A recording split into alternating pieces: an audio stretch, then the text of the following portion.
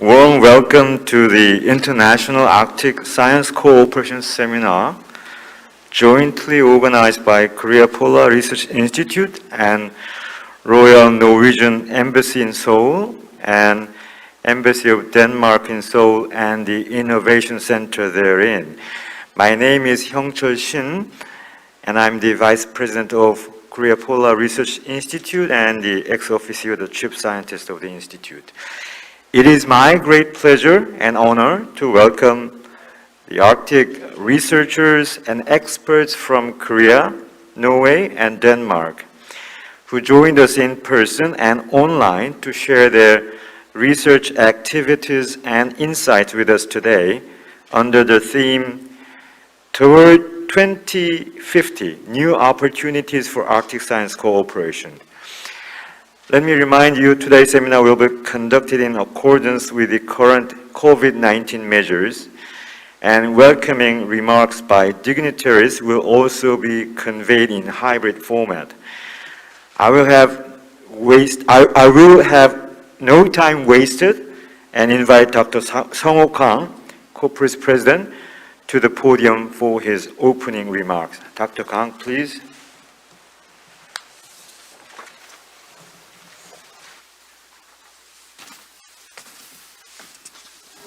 Thank you, Dr. Hyung-chul Shin. Your Excellency Ambassador Frode Solberg, Your Excellency Ambassador Aina Jansen, and distinguished speakers, friends, colleagues who are with us in the meeting room and over the internet. Warm greetings from Korea Polar Research Institute.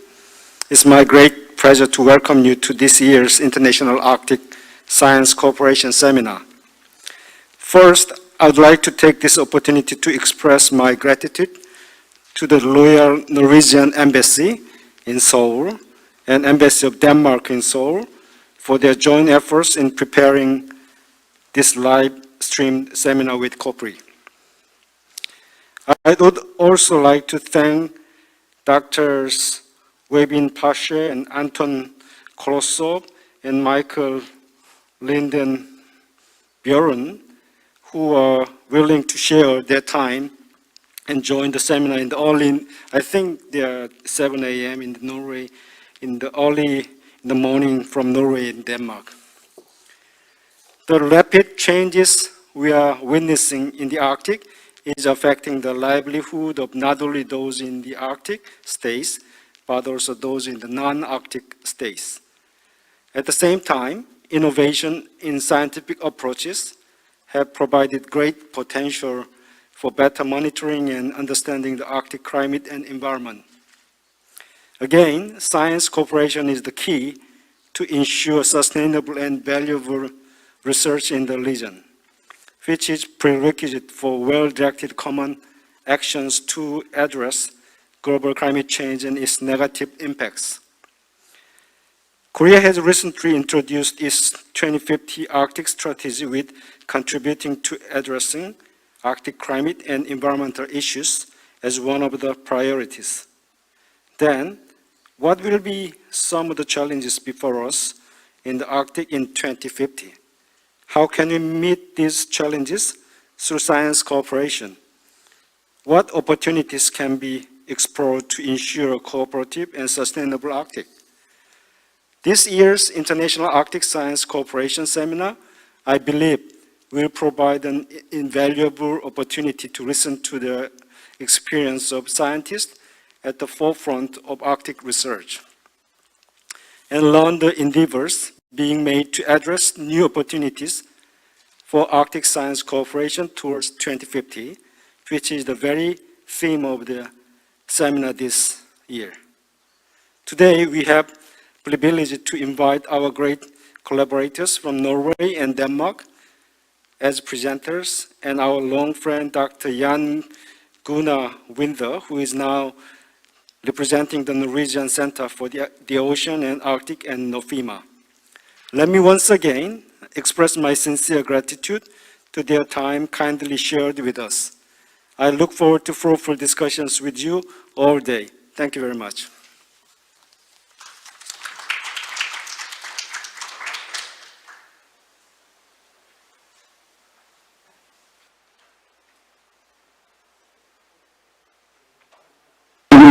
part in the Arctic Partnership Week.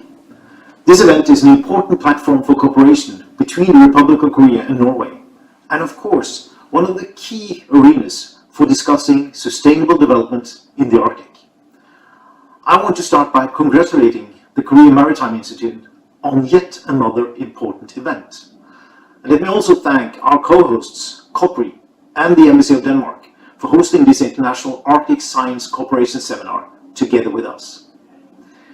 Norway's Arctic strategy builds on a strong commitment to international cooperation. And we value the good cooperation both with other Arctic states as well as observer states in the Arctic Council. Cooperation is key to mitigate the impact of climate change and to ensure that the region can benefit future generations. The Arctic is rich both in natural and human resources. 1/3 of Norway's landmass and 10% of our population live north of the Arctic Circle. It is home to many of Norway's most advanced research communities and centers of excellence, with focus on maritime areas, fisheries, natural resource management, and environmental science. And you will hear from some of these central actors later on today. The Arctic is a region where the effects of climate change are both visible and acute, and happen faster than elsewhere. Climate change endangers a range of species who are dependent on ice and snow for their survival. We must change. Climate change must be fought. And we must place the Arctic at the heart of the green transition. And through cooperation with states with an interest in the Arctic, we can make this happen. Adhering to our commitments made in the Paris Agreement is vital for the future of the region. For Norway, it's important that global discussions on the Arctic are fact-based and based on the best available knowledge. Therefore, research is at the heart of the Norwegian Arctic policy. Close cooperation and interaction with the scientific community is key for reaching our overarching goals for the region. The Arctic is probably one of the most developed fields within research collaboration between South Korea and Norway. The Dasan Research Station in Svalbard and the Corporate Office at the Norwegian Polar Institute in Tromsø benefit both our countries. In addition, several MOUs have been signed between Norwegian institutions and Korean counterparts on research cooperation, including between the Fridtjof Nansen Institute and KMI, COPRI and the Norwegian Polar Institute, the Nansen Environmental and Remote Sensing Center, and the Bjerknes Center for Climate Research. Researchers from Norway and Korea work together in joint expeditions, participate in global research projects such as the Synoptic Arctic Survey, which collect empirical data from the Arctic Ocean through cruises, and conduct research on marine litter governance in the Arctic. And of course, Norway is a proud and consistent supporter of the Arctic Partnership Week. The daily dialogue between education and research institutions is part of what makes Arctic cooperation between our two countries a success story. Dear friends, to this end, I would like to highlight the great Arctic explorer and scientist Fridtjof Nansen, who traveled to the Arctic to seek deeper knowledge. He once said that the history of the human race is a continual struggle from darkness into light. And let this quote be our inspiration today, during today's seminar, in which researchers will share knowledge and experiences to find common solutions, to find light. The knowledge that Nansen produced continues to influence science and research today. And I'm confident that the investments we make in strengthening cooperation on research and education between our countries in the Arctic is worthwhile. And I hope this will produce equally lasting impacts. Thank you very much for your time. I wish you a most successful Arctic Science Cooperation Seminar today. Kamsahamnida.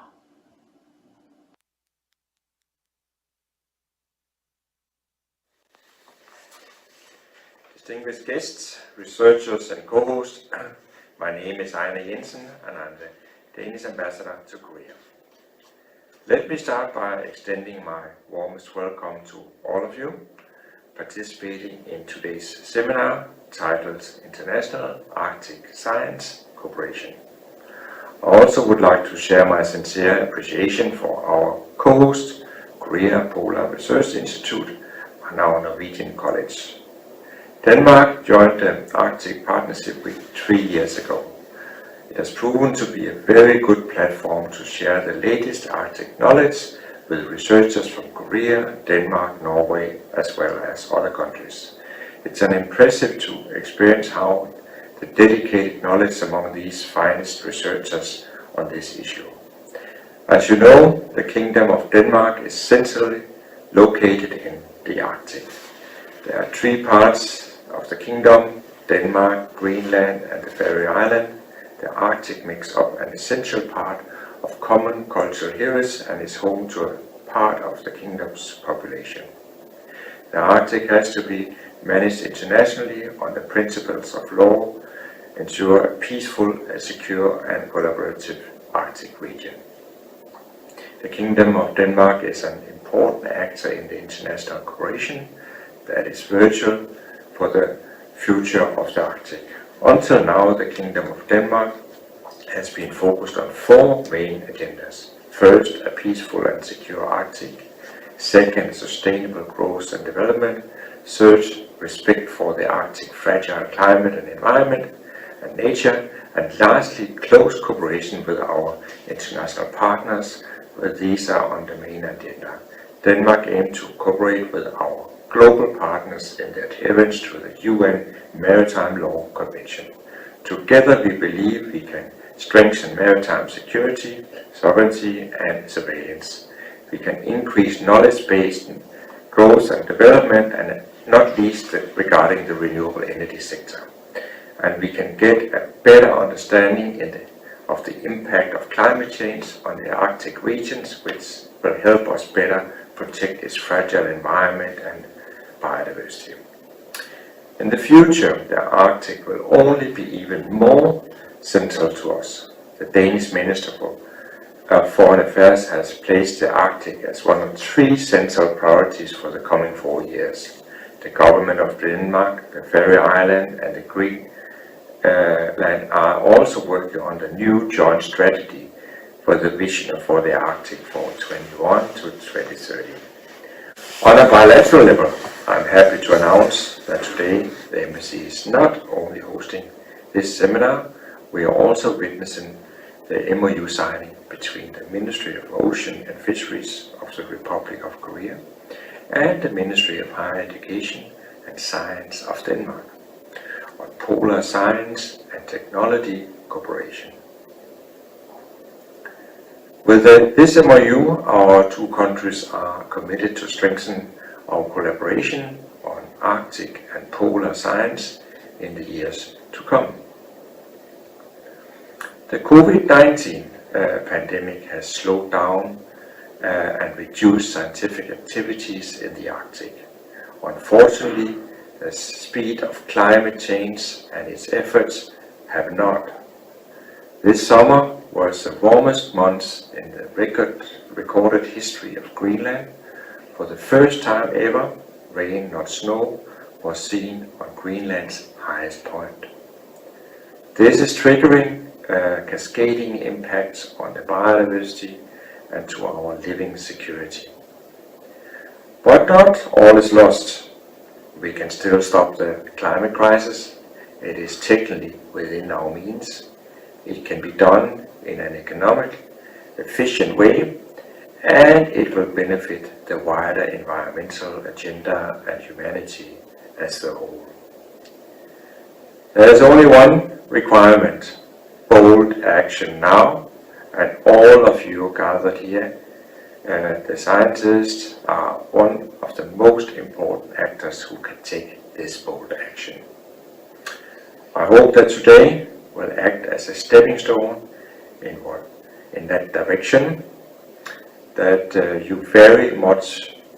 you very much for giving me the opportunity to open this important conference.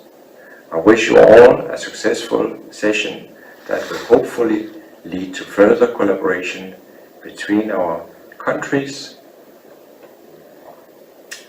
Thank you very much. 감사합니다.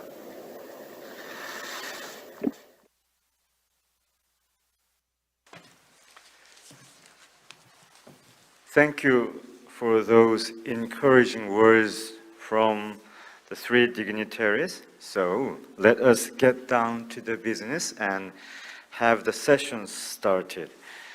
Our first speaker will talk about Korea's endeavors and perspectives in Arctic Ocean research with focus on the international joint research efforts in the Arctic waters. Dr. Eunjin Yang, the first speaker, is leading the Ocean Science Division of COPRI. She has coordinated, conducted research in the Arctic Ocean for many, many years now, and she has numerous first-hand or get your hands wet experience in international joint research. I am pleased to invite Dr. Yang to the floor. Please. 안녕하세요. 극지연 Good afternoon. I am Eunjin Yang from COPRI. I would like to present to you how we use our own to conduct research in the Arctic, including through international joint research.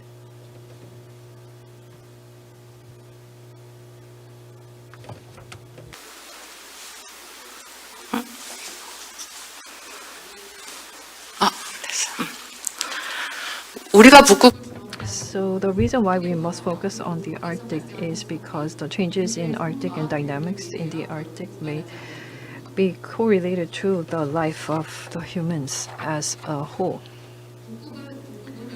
As you know, the Arctic is, with the accelerating global warming, temperature in the Arctic is rising faster than any other region, and with accelerated warming, sea ice in the Arctic is disappearing. In 2020 summer, the size of the sea ice in the Arctic recorded the smallest ever in history. With the declining sea ice extent and global warming, they threaten the human life, but on the other hand, also open up opportunities of resource development and sea routes. As you can see on the left, sea ice is reducing and opening up of the sea route, and on the right hand side you can see that with declining sea ice in the Arctic, fishable areas are expanding. In this area, protecting fisheries and sustainable use of fishery resources, 10 countries have come together to sign the CALFA in June 2021. So to protect fish stocks in this region, based on scientific research, joint efforts have started. Then, in such rapidly changing Arctic, what has Korea been doing? On the left-hand side, you can see that the Arctic Ocean has the Pacific Gateway and the Atlantic waters, and also the CAO. So the Pacific and Atlantic Arctic are undergoing dramatic climate changes.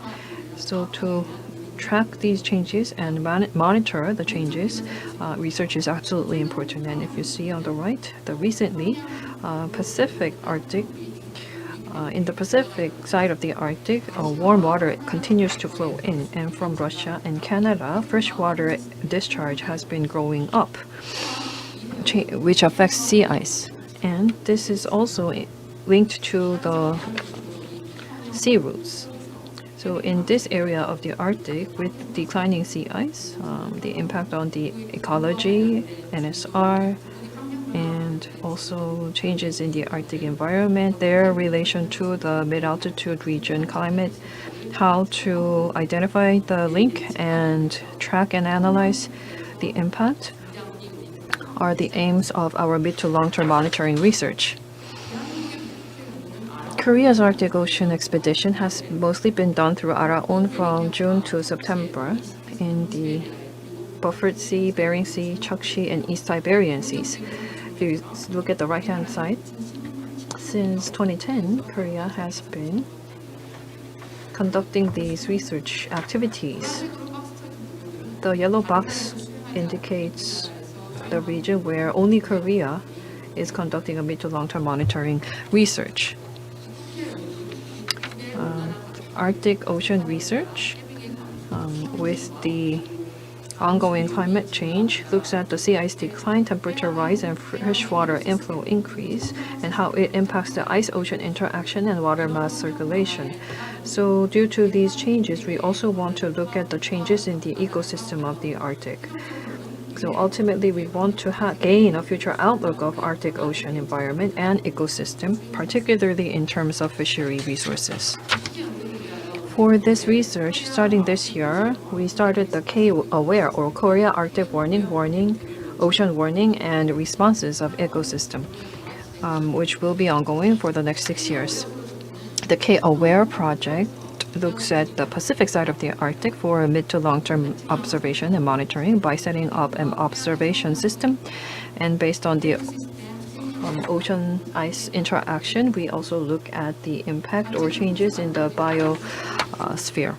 As you can see on the right, the Korea Arctic Ocean Data System is built to gather data, and the data will be fed into a system model to ultimately produce a future outlook of the Arctic. So the data compiled so far, as you can see, are entered into the KAO system and visualized. Anyone interested in the Arctic research, as long as they have an email address, can access this database and use the data available. Next, international collaboration in the Arctic. Korea looks into the Pacific side of the Arctic Ocean. As you can see on the right, there are 6 countries interested in the same area, and Korea together formed the Pacific Arctic Group with these countries.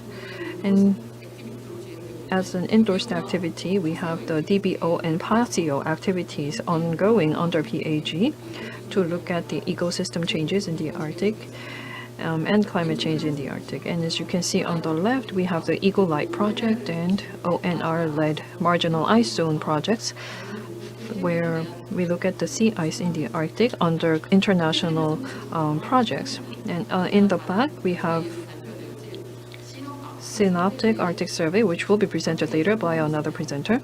And we are part of this survey as well. And in the East Siberian Sea, we look at the water mass through NABOS. And ARCS-2 by Japan is being pursued, and we are part of the JAMSAC project. And recently, the EU launched the Arctic Passion project, where Korea is also a part of, to look into how we can together pursue joint research in the Arctic. Since 2014, we have used Araon in the Arctic for international collaborative projects, mostly looking at sea ice monitoring, their impact on the ecosystem, both offshore and subsea. Despite COVID-19, this year we conducted these Arctic expeditions. The yellow boxes indicate the Synoptic Arctic Survey. The red box indicates the NABOS project, and the blue one indicates Mirai by Jamstack.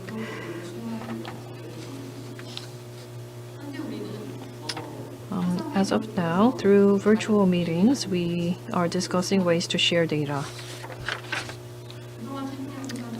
And Araon has conducted very active research in the Arctic. However, the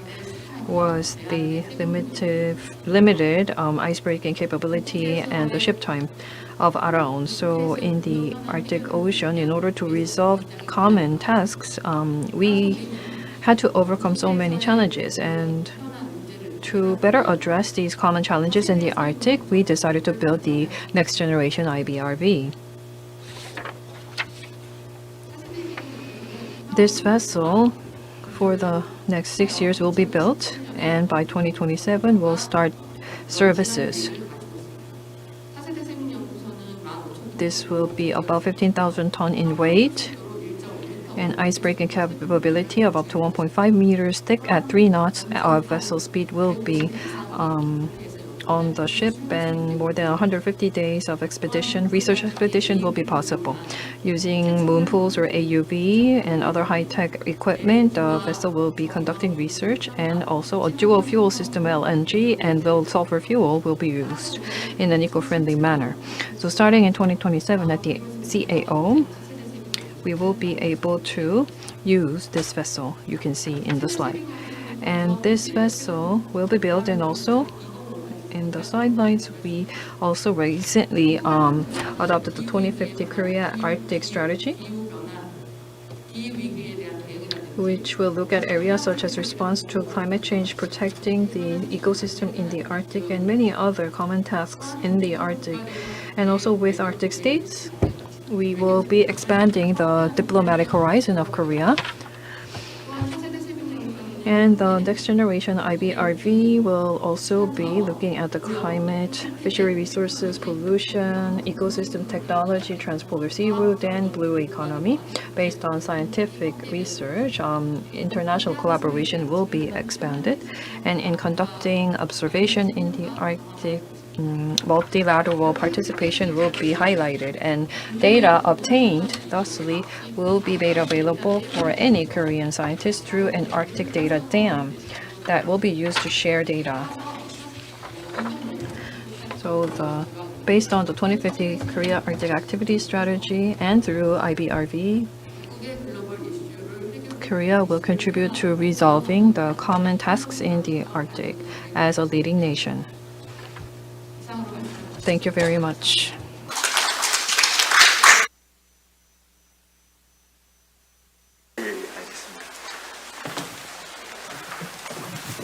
Oops, she disappeared. I thought I was maybe having one burning question for Dr. Yang, if there is one from the floor. Okay, let's turn to the next speaker. Now, we will proceed with Norwegian perspective in the international Arctic Ocean research. I would first like to give the floor to Dr. Oyvind Pasche. Dr. Pasche is with Bjørknes Center for Climate Research and Norse Climate. He is presently the head of innovation at Climate Futures and working as a senior scientist, having over 20 years of national and international experience in earth science research with climate and glacier variability, environmental magnetism, floods and paleohydrology. His talk today is entitled Model for International Cooperation in the Arctic Ocean. Dr. Pasche, please. Thank you. Thank you very much. Happy to be here. I want to start this presentation by paying tribute to a man that you see in the picture over here on your left-hand side, Hans Allmann. He was an eminent scientist devoted to studying glaciers in the Arctic and to understand how they interact with climate and how they impact the landscape. Quite a figure in polar research in the last century. But Allmann was not just a scientist. He also understood that community needs to be built. And he also was a diplomat who understood perfectly well that we need to work together across borders and strive for common goals if we are to understand how the Arctic clockwork ticks. Finding new ways to better understand how the Arctic Ocean interacts with climate is high on the agenda for many countries and organizations.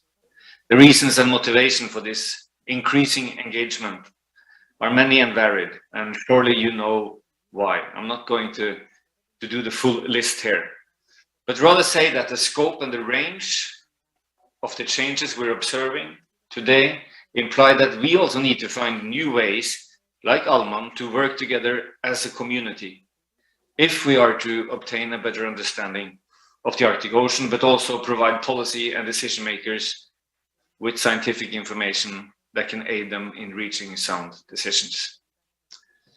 And this is precisely what Synoptic Arctic Survey is all about.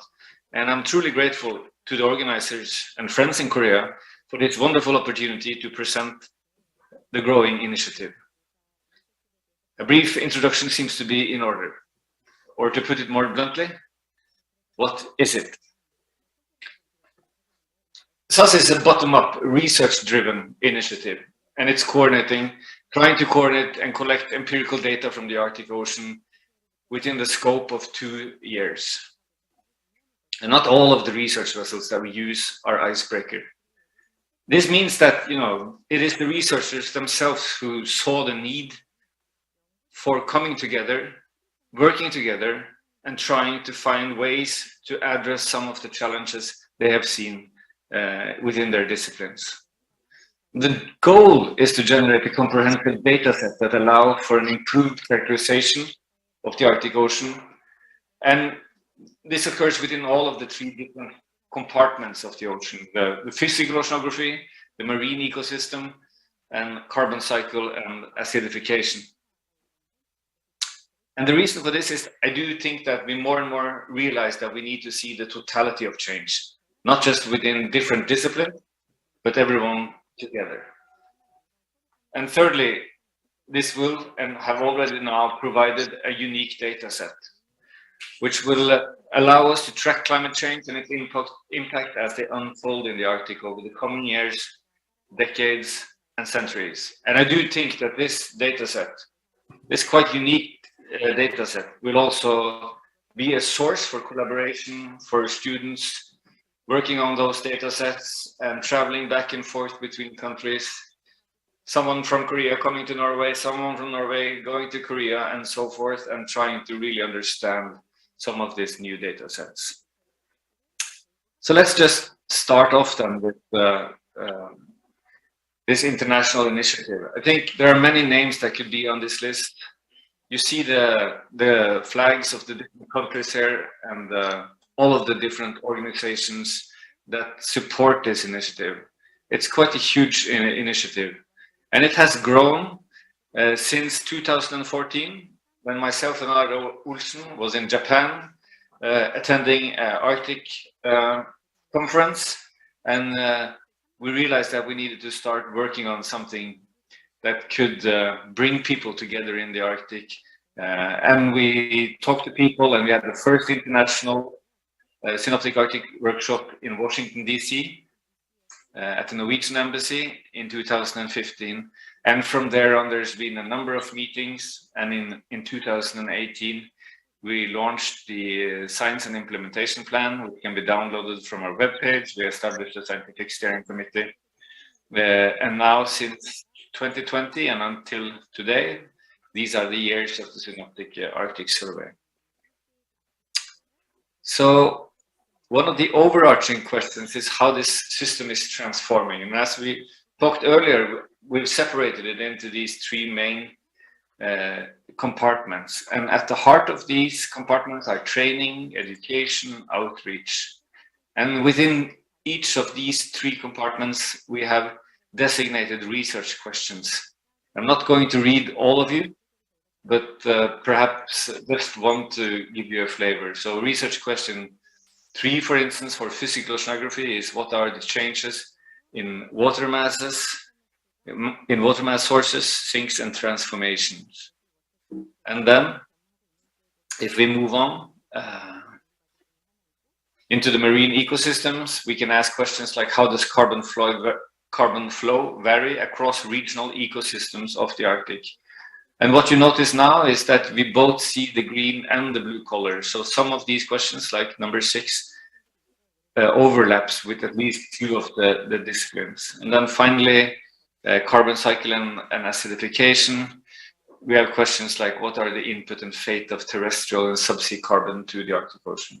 So by trying to bring all of these different cruises together, and everyone will try to answer these 9 sort of research questions in different ways, and hopefully also together in some sense. So when we started, we drew this idealized map of where we wanted the cruise legs to go, what we wanted to cover, and obviously we wanted to cover the gateways, the places where water flux through in and out of the Arctic Ocean. We wanted to cover shelf areas, deep basins, and so forth. And this was, of course, an idealized version. And this is how it looked, you know, pre-pandemic planned SAS cruises. You see the different countries here in different colors and the different research vessels. And it looks a little bit more messy than in the idealized version. But still, many important participants involved in this initiative. And so I just want to quickly show you, you know, the different cruises that has been conducted now by the different countries. This is, of course, some cruise you know, and it was presented in the last cruise. This is Aron going into primarily the Churchill Sea, but also partly the Beaufort Sea. This is Japan with the research vessel Mirai going also into the Churchill Sea. It was done in 2020. It will repeat it this year. And this is the Canadian heavy icebreaker Louis S. St. Laurent, which went in 2020. Again, this will repeat it. It's in the Beaufort Sea, and it's a part of the Beaufort Gyre exploration project. Here you see the Swedish icebreaker Oden, which had a wonderful cruise this year, running from August to September. And they covered what sometimes is referred to as the Canadian Hull, because we have so little data from this area, which was a tremendous successful cruise. And we're really anticipating the data set, what the data set will bring of new knowledge from that cruise. There's also the Danish contribution with the research vessel Dana, which is not an icebreaker, but carry out important science as well. This was done in August and September 2021. Greenland is also involved in that, and so is Canada and US. The Italians contributed with a track along the 75 North in August, September this year with Laura Bassi, which is their new icebreaker, formerly a Norwegian ship known as the Polar Queen. And then we have the Crown Prince Haakon, which is an icebreaker, and it made a track this year, this summer, as you can see over here, and spearheaded by the Fram Center and the Polar Institute. And there was also a second cruise in August, September, which was part of the Nansen Legacy, which you see in red on your left-hand side, on your right-hand side. And then we have the research vessel Vilnius, which covered ground just west of Nova Zembla, and also Norwegian research vessels GeoSARS, Johan Hjort and Helen Hansen, with many cruises in the fall of 2021 covering the sort of other half of the Barents Sea. Then there's an interesting cruise with the icebreaker Academic Gryosnikov, which was carried out in August, September 2021, part of the large initiative known as Arctic Century, covering part of the Kara Sea and also running into the Barents Sea on the west side of Nova Zembla. And then we have the icebreaker Healy and the US Synoptic Arctic Cruise contribution going into the core of the Arctic. It's not decided, as far as I know, whether this will be this year or next year. No, next year or 2023, which depends a little bit on whether they're going to use Healy or whether they're going to rent the Swedish icebreaker Oden. And so, you know, if we compare where we started with the vision or the idealized diagram of the sections and the right-hand drawings, looks like a child has drawn some of these lines, but that's the way it goes. You can see that we managed quite successfully to cover a lot of ground in the Arctic. And so, what are the next steps for the Synoptic Arctic Survey? I think we need to develop a synthesis, making all of the data available. Some of the data sets are already available, like, for instance, the ones from the Swedish cruise, I believe, is already available. So all the data needs to be available. We need to start to make synthesis. PhD students will have to start working on some of these data sets. And what we've come to realize during the time that we have worked with SAS is that more and more we realize that this first synoptic Arctic survey, in some sense, almost can be viewed as a pilot, and that we're now starting to work together in order for plans to come about for a synoptic Arctic survey 2, which we have set for 2030. So 9 years into the future. And we will need the help from all of our collaborators, also Korea, to manage to do something even more successful in 2030 than we've managed so far. And if you're interested in the synoptic Arctic survey, I urge you to go to our webpage. You see the address at the bottom line here. There's some new information, reports can be downloaded and so forth. And I also want to take this opportunity to thank our Korean collaborators. Kupri has been a tremendous force within SAS, and during the pandemic, when many of the Western countries were very reluctant and very unsure whether they would manage to do cruises in the Arctic, Korea paved way and showed that it could be done. So we're very happy to have you on board. And a little bit more on the personal side, I also, since you are in Busan, the way I understood it at least, the Björkman Center has a strong collaboration with the Center for Climate Physics in Busan, and personally I have a close friend there in Axel Timmermann, which is in the center here between me and Kiriam Hesnes, which is a professor at the University of Bergen as well. And we have some projects running, and I have also had the pleasure of being in Busan, and I hope that we can arrange for a workshop in the near future where we can continue this dialogue that we have started today and see how we can progress in working together on Arctic science. So thank you very much for your attention.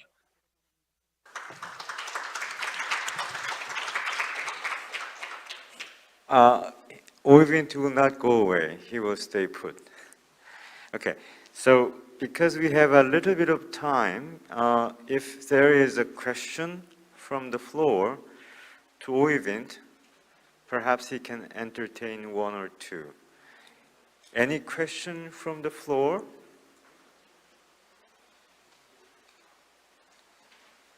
Okay, maybe we can pose questions later in the session altogether.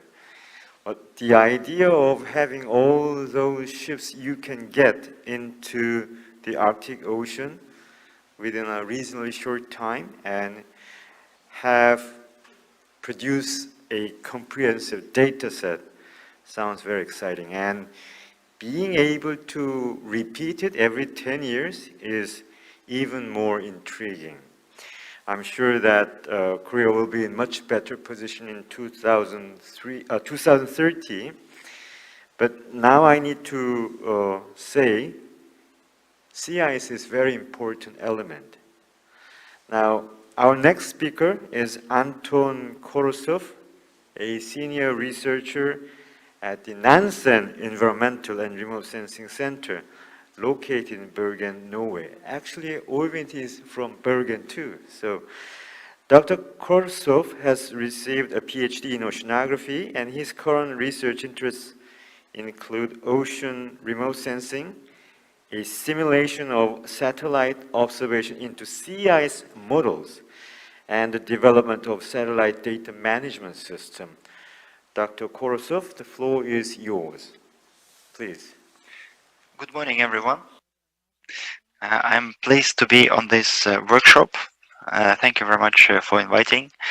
I will present a slightly different view on the Arctic from above, from satellites, and also with models that we developed jointly with colleagues from Kopri. So our goal is to build an end-to-end sea ice monitoring and forecasting system And end-to-end means that we start from very low-level signal processing that we receive from satellites, and then we develop higher-level algorithms for deriving geophysical products such as sea ice type, drift, and deformation. And this covers the remote sensing part, which is essential. This is monitoring. And then we continue with modeling. And here we develop assimilation techniques so that we can initialize the model from satellite observations, and finally perform forecasting into the future and provide mariners, icebreakers, cargo vessels with accurate forecasts of sea ice concentration, thickness, extent, and drift. So in a way, we wish to help the Arctic surveys to achieve good results by providing them accurate forecasts. How it is done? There are a few challenges, and I will go a little bit from low level to high level. First, there are these so-called SAR, synthetic aperture radar sensors installed on European and Korean satellites, for example, Sentinel-1 or COMSAT-5. And they are very nice because they can see through clouds and can operate both day and night and the winter and summer and provide very high resolution. But when we're looking at the European satellite, we observe problems that it has strong thermal noise contamination, as you can see on the image on the left. So we jointly with Jung-Won Park, a researcher from Korean Polar Research Institute, developed a noise removal algorithm, which works very well and provides so nice images on the right. Then we take these images as input and develop geophysical algorithms. Here we use so-called machine learning algorithms based on convolutional neural networks in order to derive stage of development of sea ice, or in other words, how old is sea ice. On the left, you can see pictures from SAR, and on the right is the manual ice chart, where ice experts classify these images into land, ocean, new ice, first-year ice, and so on. We have developed a convolutional neural network which can do that automatically, and the architecture of this neural network is presented here. So this is just a technical slide. And then we can produce ice charts automatically with this algorithm every day, whereas the manual ice charts are produced only every week or every 3 days. So we can, and of course, manual ice charts have also lower accuracy and lower spatial scale. And our ice charts in the middle on this figure, they are produced with the higher frequency and higher spatial scale. And again, we published papers together with the Korean colleagues that show a high precision of this ice chart and are helpful. How do we then assimilate these ice charts? So we compare that with the sea ice thickness measured by a satellite and decided to interpret sea ice charts in terms of thickness. So if we plot the thickness for each ice type, then we can plot such simple sine lines, and then we can approximate the sea ice thickness in these areas by sinus. So stage of development is derived from SAR data with convolutional neural networks. Then we feed the A and B coefficients of thickness and compute thickness as a function of the date and of sea ice type. And then we have a model. It is a new type of model. It has Brittle-Bingham-Maxwell rheology, or the physics, how the ice behaves.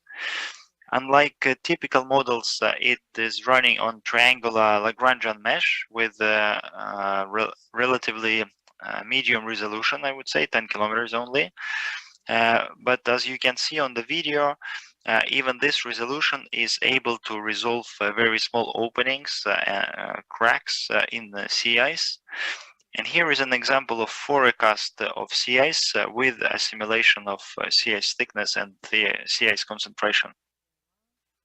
And we forced this model with several European models for ocean and atmosphere, but the model itself is standalone. So then we developed an assimilation procedure that can assimilate this sea ice thickness into the model. And here are some examples. So on the left are observations of concentration. In the middle is the model, and on the right is the difference between them without assimilation. And here is how it improves with assimilation. So there is almost no difference except for small open cracks in the pack ice. And even after 1 day of forecast, the comparison is still very good, meaning that improving the skills by assimilation holds for several days. Here is just another example how we do assimilation, and the plot showing that right after assimilation the errors are very small and they gradually increase with forecast lead time. And a similar animation for sea ice thickness, which shows that we have some problems in the pack ice where we stop our assimilation, but we don't really care about that because this is an operational model and the main impact is to preserve ice edge correctly. Then another point of study that we share is retrieval of sea ice drift from SAR images. Imagine we have 2 images over a short time of the same area, and then we developed algorithms for comparing these images and finding differences with regard to where the ice has moved. And again, we publish together with Korean colleagues.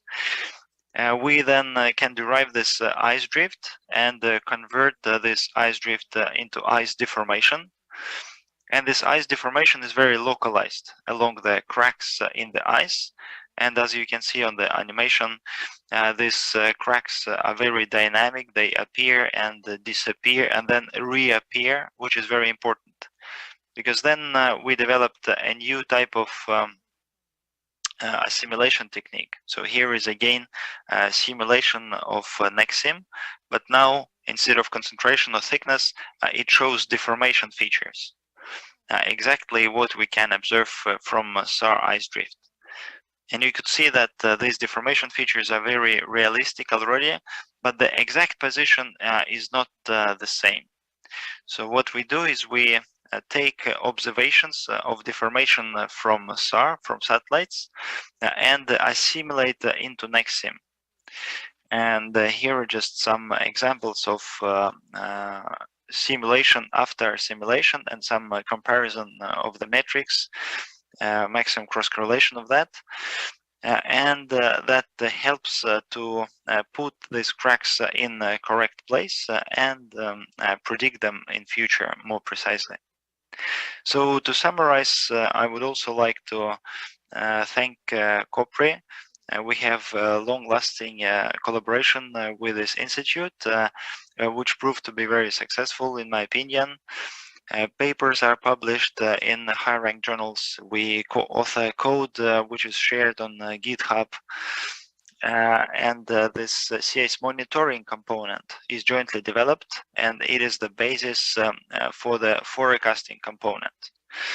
And the derived satellite data products are used in the operational monitoring and forecasting system. And we are looking forward to continue this fruitful collaboration for exchange of scientists, exchange of postdoc students. That would be very nice to continue that. Thank you for your attention. Thank you, Anton. Thank you, Anton. Any question from the floor? Dr. Songjung Park, can a microphone be handed over to him? Songjung, there, yes. Thank you, Anton. It's very impressive for you to apply satellite data in your CIS simulation. What is your predictability? You showed your last figure, you show MCC, but I didn't see very well. So could you illustrate what's your predictability? Yes, I don't have a slide at hands, but we are preparing a manuscript on that, and predictability of CIS deformation features is about 3-5 days. We estimate this predictability by computing deformation from the model and comparing with the observed deformation, and we see that the scales are still high after 3-5 days of forecast, which means that we can nicely predict cracks in the ice and also formation of ridges on this time scale. Of course, it is the highest during the first day, and it is gradually decreasing, but there is still scale after 3-5 days. Are you also applying your skill to CIS thickness? Yes, in a way. We don't assimilate CIS thickness so far, because the product that is operationally available has very low resolution, and our model has very high resolution CIS thickness fields, so we don't want to blur this information. But assimilating concentration and CIS thickness from CIS type helps to keep the model, keep the simulated ice edge correct, also in the order of 3 days. Okay, thank you. Okay, then I have a question for Oyvind if he is around. Is he? I'm here. Right. So this satellite-based CIS monitoring capability, did we ever try to combine this capability into the design of Synoptic Arctic Survey, and actually it's actually running? So, I mean, when we are about to go out to sea and do some observation, did we take into account this newly coming in information, CIS information? I gather it can make your survey a lot more adaptive, dynamic, and more interesting. Did you ever try to do that? Thank you. I think all the ones on doing the cruises are keeping an eye on the CIS conditions, but to my knowledge, and maybe Anton knows this better than me, I mean, we haven't tried this model that they have developed, which is very interesting. But this is something perhaps to ponder for cruises and plans for the Synoptic Arctic Survey in 2030. Good question. All righty, maybe in 2030. Okay, now, because we are getting close to the original timeline that we have set up, let us now hear the Danish perspective. The next speaker is Dr. Michael Linden-Vernel. I'm sorry, Michael. This is not my first time to try to pronounce his name correctly. Anyway, Michael is the chief advisor at the National Space Institute, which is part of the Technical University of Denmark, DTU. He is the head of the Institute Center for Unmanned Systems and is responsible for coordination and facilitation of projects and activities related to development and use of unmanned autonomous systems. He will present on the future of high-latitude monitoring using new technologies, including drones. Michael, please.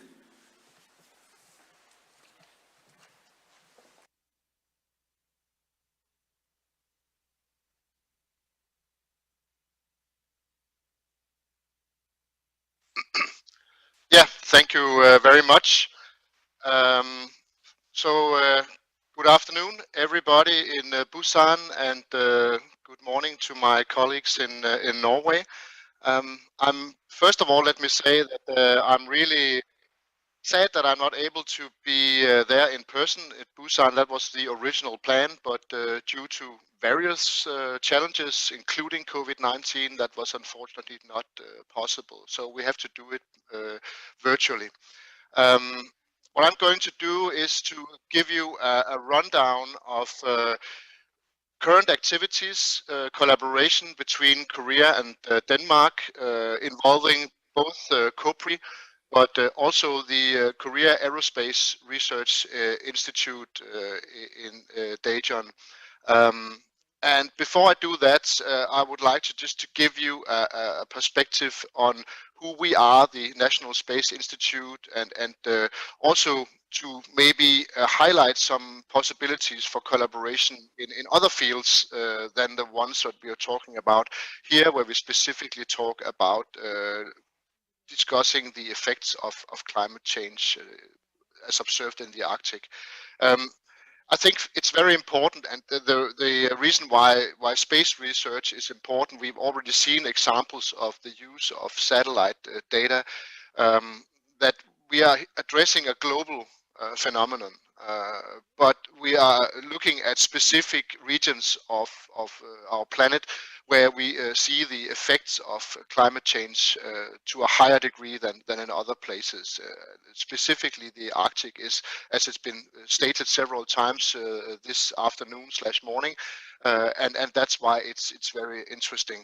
As mentioned, I am head of the DTU Space Drone Center, and we see drones or unmanned systems as, you could say, a kind of a link between satellites and ground-based activities, be it at sea using icebreakers or other platforms, because the satellites obviously will give you the grand overview, but satellites, they are in specific orbits, so you cannot just move them around the way you want to. An icebreaker is a quite expensive asset, and it has to be used wisely, obviously. So having this kind of link between what's going on in space and on the ground, at sea or ashore, drones are a very, very efficient and interesting perspective, both on smaller scales but also on larger scales. And that's some of the things that I'm going to show you here today, both, as I mentioned, ongoing activities, but also some proposed activities for future research. But let me start by just giving you a brief introduction who we are, the Technical University of Denmark. You can see down here on the lower right is our main campus, which is situated in Lyngby, just north of the Danish capital of Copenhagen. But more interesting, we are present and have been for a long time in the Arctic, specifically in Greenland. As you can see on the center or left, we have a research and educational campus at Sisimiut, which is located at the coast, not far from the city of Kangerlussuaq, which is the main airport of Greenland, where most of the international flights arrive. And the problem in Greenland is that it's very challenging to move around. Typically, there are no connections between the cities in the Greenland, so you have to move either by air or by sea. But actually, right now, construction work is underway to build a road going from Kangerlussuaq, the airport, and all the way out to the coast to the Sisimiut campus. So you will see an increase in research activities around Kangerlussuaq and Sisimiut. And we are right now looking at establishing especially a hub for drone research at Kangerlussuaq at the airport in connection with our Sisimiut campus. We are also present at the Thule Air Base, the American air base in the northwestern part of Greenland. And as you can see at the top, we have a research vessel. It's quite old, but right now we've just recently received funding to build a new research vessel, which will be able to sail in ice. It's not an icebreaker, I must say, but it's an Arctic research vessel, or it has capability to do Arctic research, and hopefully it will be operational in 4 years from now, so in 2025. Just a few words about the National Space Institute's research areas. We have research in many areas, but obviously here, pin number 3 is of great relevance, namely the cryosphere, studying ice sheets, and that's obviously both the ice sheet in Greenland, but also the ice sheet in Antarctica. Glaciers and climate are closely connected, but also studying the gravity field of the Earth is something that's very relevant in order to understand the effects of climate change. So these things are closely related. We are an institute that combine research with technology development. As you can see, some of the pins here that both radar, laser, star trackers for satellite navigation and unmanned systems. So we can say we have the full value chain in-house. We have about 40% of our staff are researchers who develop ideas for new research topics.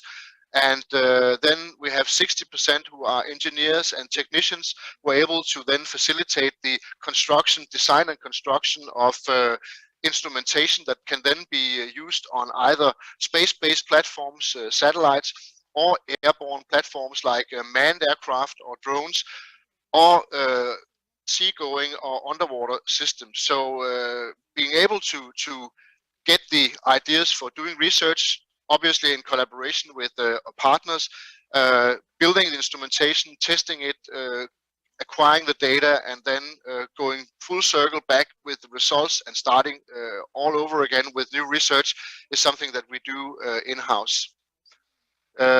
Just a few numbers here, and again, what I would like to highlight here, we are not a big institute. As you can see, we are 144 employees currently with plus 31 PhD students, but we are closely collaborating with a lot of both agencies and authorities internationally, providing consultancy, doing business collaboration and international collaboration.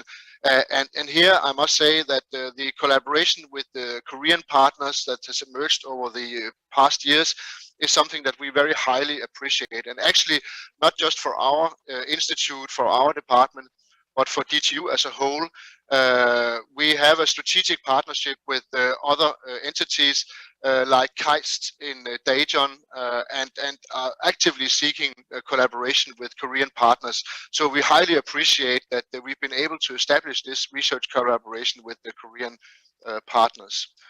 Organizationally, we are divided into 5 divisions, you can see here.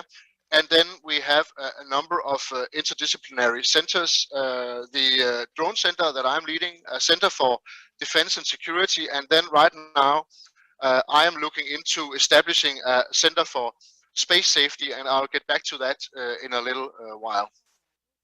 And then finally, the drone center, just a few more words on that, because that was actually the reason why the collaboration with the Korean partners initially was started, and I will give you some more background on that in a moment. That the drone center is not a research center, but what we do is that we coordinate and facilitate projects. So we find the relevant partners, we connect the relevant researchers in order to conduct research projects.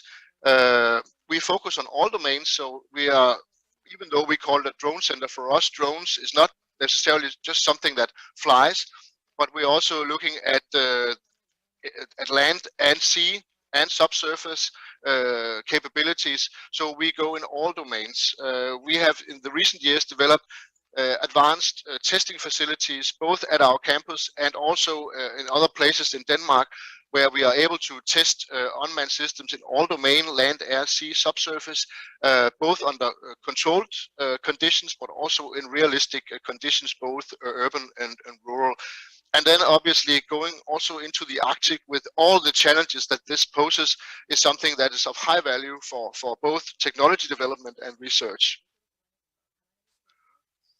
As it was mentioned initially by our Danish ambassador to Korea, His Excellency Einar Jensen, it is the Kingdom of Denmark consists of Denmark, as you see down here on the lower right, the Faroe Islands just below the middle of this map, and then Greenland. So the Arctic part of the kingdom is obviously Greenland, and it's covering a huge area stretching from the North Atlantic into the Arctic Sea. This is an advantage, but it also poses challenges. As I mentioned before, moving around in Greenland is a big challenge.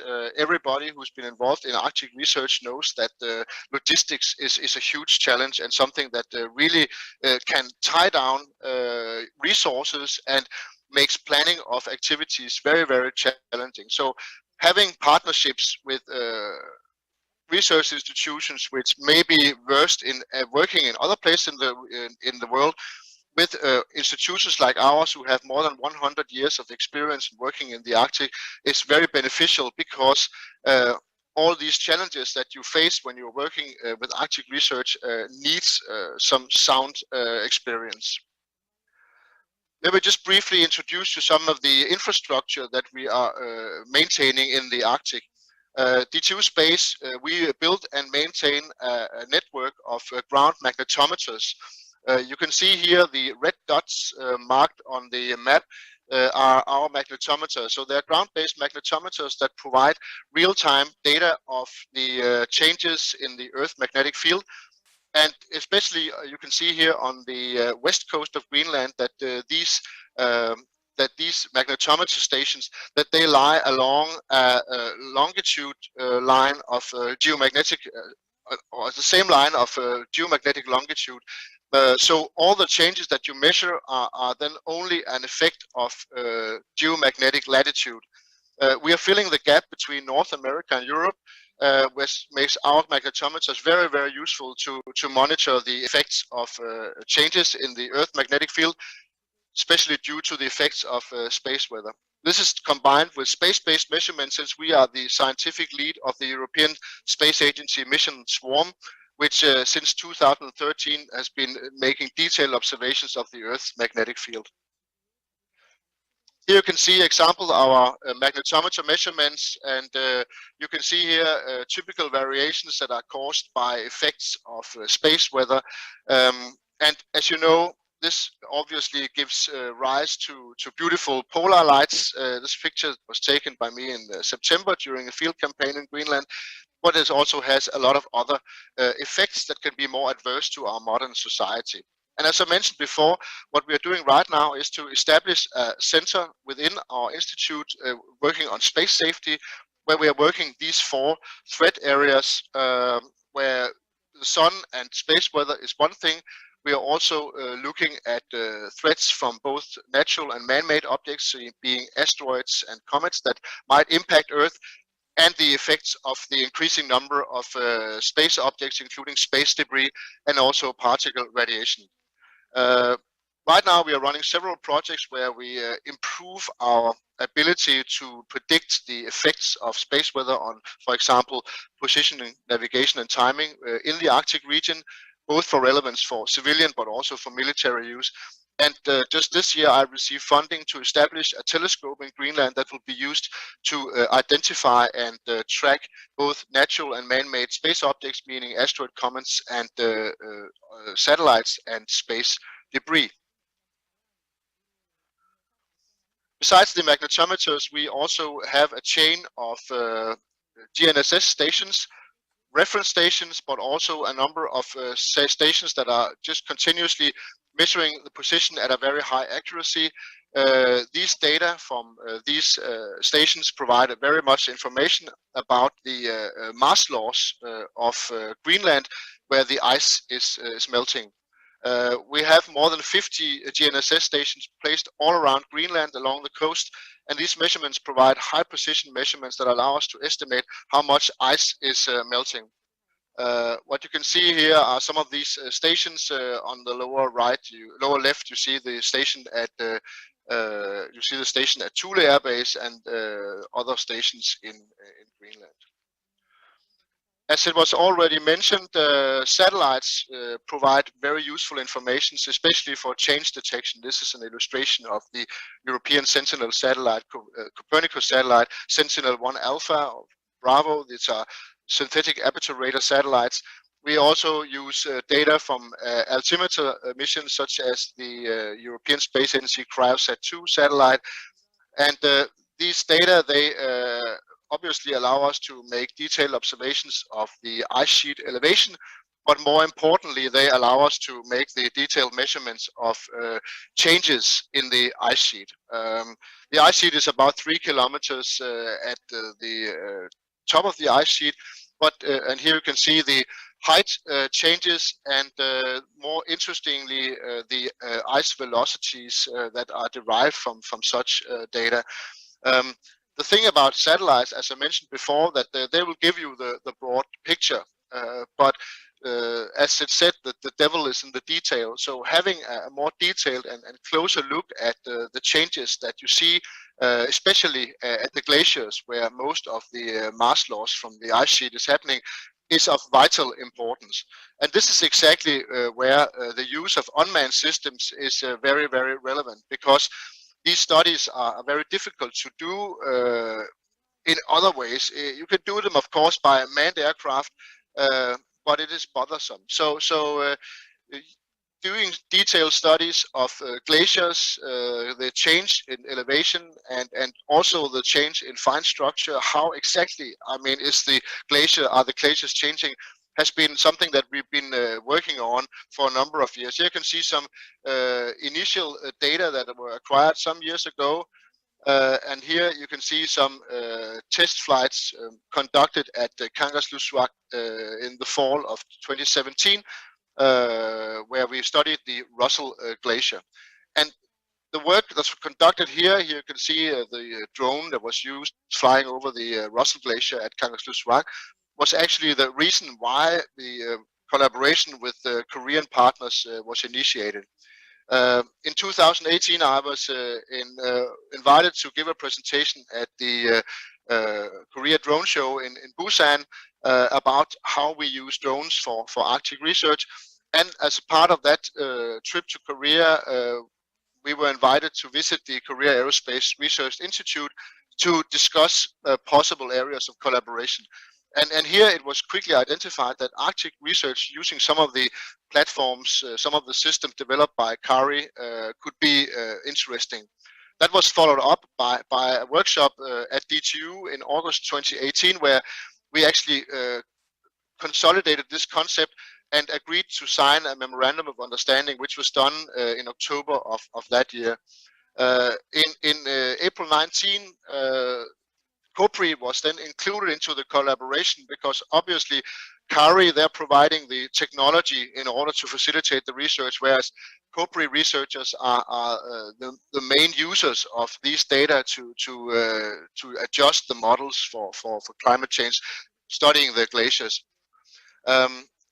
More workshops both in Korea and Denmark paved the way for this collaborative project, and then it was the intention to start the first field campaign in a 5-year project in 2020, but due to COVID-19 it was postponed. But luckily we managed to conduct our first flight campaign in September this year. And here you can see some impressions from this initial campaign where we have drones again flying over the Russell Glacier at Kangerlussuaq. And the nice image you can see here on the left is actually data acquired by COPRI researchers on one of these dates where we conducted the flight. It was a very successful initial campaign where all the science requirements were met. We managed to acquire all the data that were expected. So now we are looking into the planning of next year's campaign, where we are looking into not just repeating what we've done, but looking into a future where we want to include larger, more capable platforms that have a longer endurance, that will be able to cover a larger area. This is an example of a platform developed by CARI that will be used for future campaigns within this research project. So for the next years, we will expand the activities using both larger and more capable platforms, but also looking into observing or studying glaciers, not only at the Kangerlussuaq Rock, but also at other places in Greenland, at Ilulissat, and also at the Station North in the most northeastern part of Greenland. Now for the future. At DTU Space, we have for some years been looking into the possibility of conducting a magnetic survey of Greenland. The panel you see here on the top left is based on historic data. The problem is that the existing magnetic data covering Greenland are not very good. You can do a lot of measurements from satellites, but the problem is that the spatial resolution when you do it from satellites is fairly coarse. So you will not be able to see fine details. If you do it by, say, for example, manned aircraft or drones flying close to the ground, say within a few hundred meters or a few kilometers of altitude, you will get a very detailed image. But what we are looking at here, what we really want to monitor is actually the crustal magnetic field. And the crustal magnetic field will yield information about the heat flow from within the Earth below the ice sheet. And this is a very, very important parameter in order to understand the dynamics of the melting of the ice sheet, because what we are looking at now are the forcing effects that come from the outside. But in order to really understand the ice loss and how it evolves, you have to understand how much heat is coming from the Earth below the ice sheet. There are also some interesting parts with a hotspot that's moving from Iceland below the ice sheet. And all these things, they need that you monitor from an altitude of, say, about 20 kilometers. And that's doable using high altitude unmanned systems. So doing a survey like that, giving intermediate wavelengths, which will link then the satellite observations and the ground-based observatory observations, will be able to quantify heat flow, will be able to give this paleo reconstructions of Greenland and tracing also crustal distribution of minerals in the crust. So this could be of very high value. There's been some initial attempts to establish such a project. A number of years ago, I was in dialogue with NASA to use their high altitude platform. It's a Global Hawk. It's actually a pre-production airframe. Before the Global Hawk went into formal production, NASA was able to take over one of these aircraft, and it's being used for many research purposes, for example, for atmospheric studies, to study precursors of hurricanes. But it was actually looked into as a project that we termed Global Archer for doing Arctic research, which could have included a magnetic survey. A platform like this will typically have an endurance of about 20 to 30 hours of flying time, and it could do a great job. But it's a very expensive platform, and it's very, even though it's unmanned, it's not unmanned in that sense, because it takes a lot of people to operate a system like that, which makes it very demanding and also very expensive. So we would rather look into a future where what's called high altitude pseudo satellites that are currently being developed by CARI as an alternative for this, because such platforms, they will not just be able to fly for, say, 20 or 30 hours. They may be able to fly for weeks or even months. So using such a platform to do magnetic surveying of Greenland could be of very, very high value to address the science topics that I mentioned before, studying the heat flow from below the ice sheet, and a lot of other effects that are a result of the magnetic properties of the crust in and around Greenland. So there's been an evolution of these high altitude systems developed by CARI, and right now the development phase for a platform that would be able to support research like this is underway. So we are looking into these possibilities for expanding our collaboration with the Korean partners in order to use these platforms for our research. And this could point us into a future where we have this, what you could call a research infrastructure, which is a combination of satellites and then systems that are operating stratospheric, so at altitudes of about 20 kilometers, be it these high altitude pseudo-satellites or HAPS as they're called, as you see in the middle here, but it could also be balloons or it could also be airships like the one that can also autonomously fly for a very long time. Obviously, there are some challenges. I mean, the Arctic environment is, as I mentioned before, challenging. The logistics are very hard, but flying at 20 kilometers altitude or 60,000 feet solves some of the problems because you are flying above the weather. So the harsh weather conditions that is a challenge for most operations within the Arctic region will not really affect you. So in that sense, using these high altitude pseudo satellites will be able to overcome this issue of weather, which makes it very difficult and unpredictable to plan your science operations in the Arctic region. So the goal for establishing such a research infrastructure in collaboration with Korean partners and also European partners is something that we strive for, and we I must say, are very grateful that we have been able to establish this very, very sound collaboration between these three organizations that both focus on technology development, but also focus on how we exploit these technologies in order to improve our ability to do science.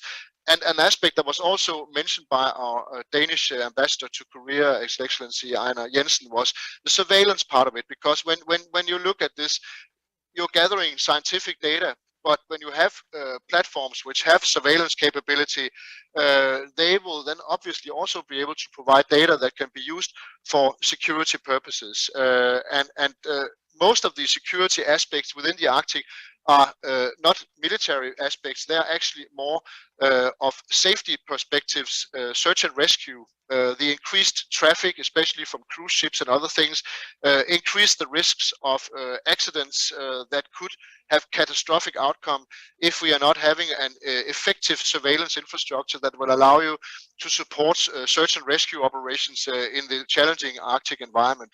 So this, and I deliberately do not use the term dual use. Well, now I did, but it's not so much about technology that can be used both for military and civilian purposes, but rather a fact that you have an infrastructure that can serve multiple purposes. So we term it multi-use. The multi-use is actually the fact that you have some data that are acquired by either satellites or high-flying, high altitude systems that can be used in real time or near real time to support security and safety operations, but also that are also yielding valuable scientific data that can be used for supporting our research purposes. So there are a lot of interesting perspectives, both from a scientific perspective, but also from a government perspective, to continue this and expand this collaboration, fruitful collaboration, in order to improve our understanding on the effects of climate change and also to make the Arctic a safer place for everybody, all those who live there, work there, and operate there. Thank you very much for your attention. Thank you, Michael. Thank you. That was a comprehensive summary and a great learning. I learned a great deal today. And this is truly a collaboration between ship, satellite, and unmanned vehicle, also a cooperation between three different partners. We will now break for a little bit, maybe about 20 minutes before returning to the seminar. But before we take a break, I would like to ask all the participants to come to the front to take a group photo. It may look like a ritual, but after many years, this group photo becomes historical archive, so please come forward. And I also like to ask the online presenters to stay online for a few moments for the group photo, so that everyone can be one big picture. Please come. 나오시죠? 예.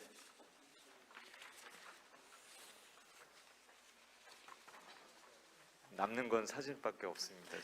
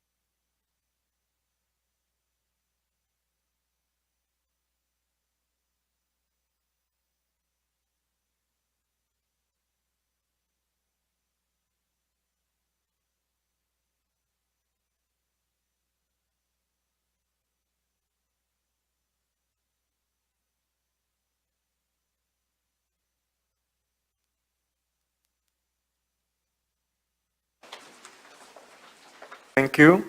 Thank you, participants. For the next 15 minutes or so, we will look ahead to 2050 and discuss what opportunities and challenges lie ahead of us in terms of international Arctic science cooperation. Four panelists are joining us today: Dr. Hyunchul Kim and Dr. Hyung-sul La from Korea Polar Research Institute, and Dr. In-sung Hwang from the Korea Aerospace Research Institute, and Mrs. Susan Karine Guiones from the Royal Norwegian Embassy in Seoul. Today's moderator will be Dr. Jan Gunnar Winter.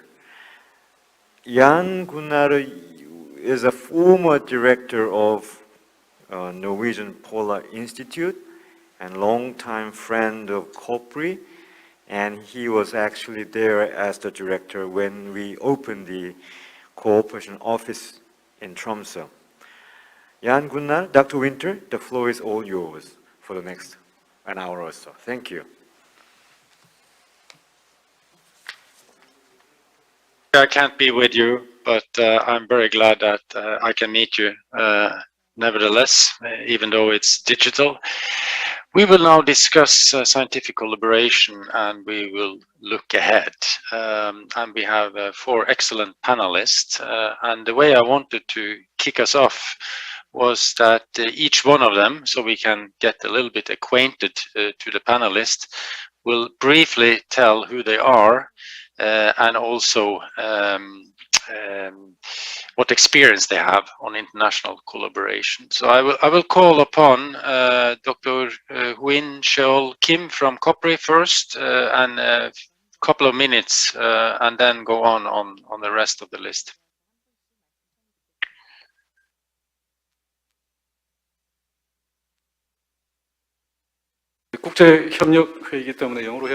This is an international conference, so I believe that I will have to speak in English. But because we do have many Koreans in the audience, and because we have simultaneous interpretation, let me speak in Korean. We've been covering a lot of ground today and was all quite productive.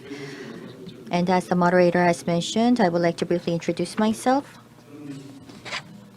I'm heading the Cryosphere Satellite and Drone Center at COPRI.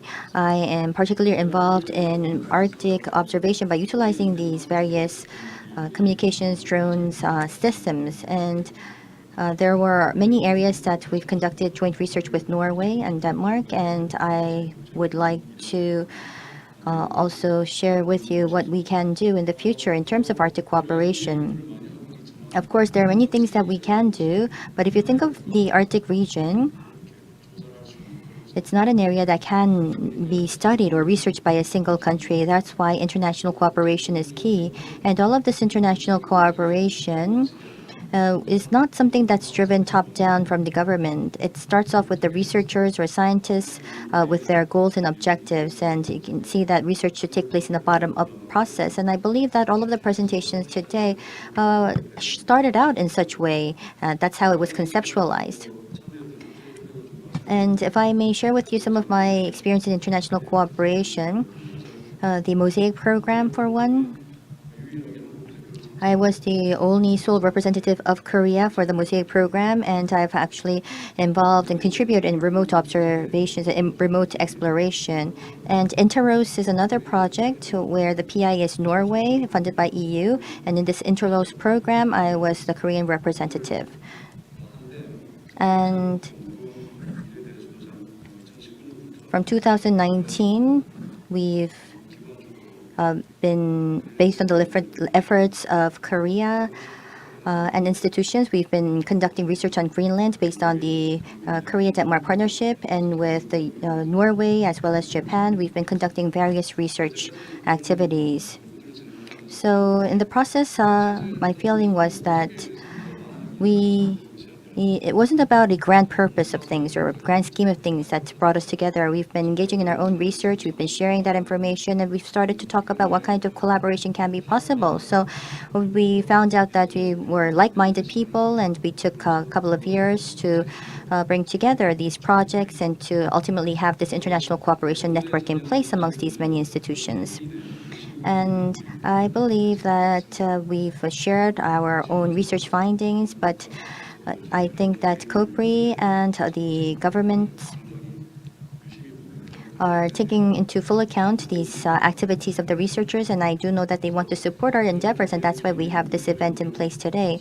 So the efforts of these individual researchers and based on the goal from coming out from the needs from the scientists has enabled us to engage in such international collaboration. Thank you.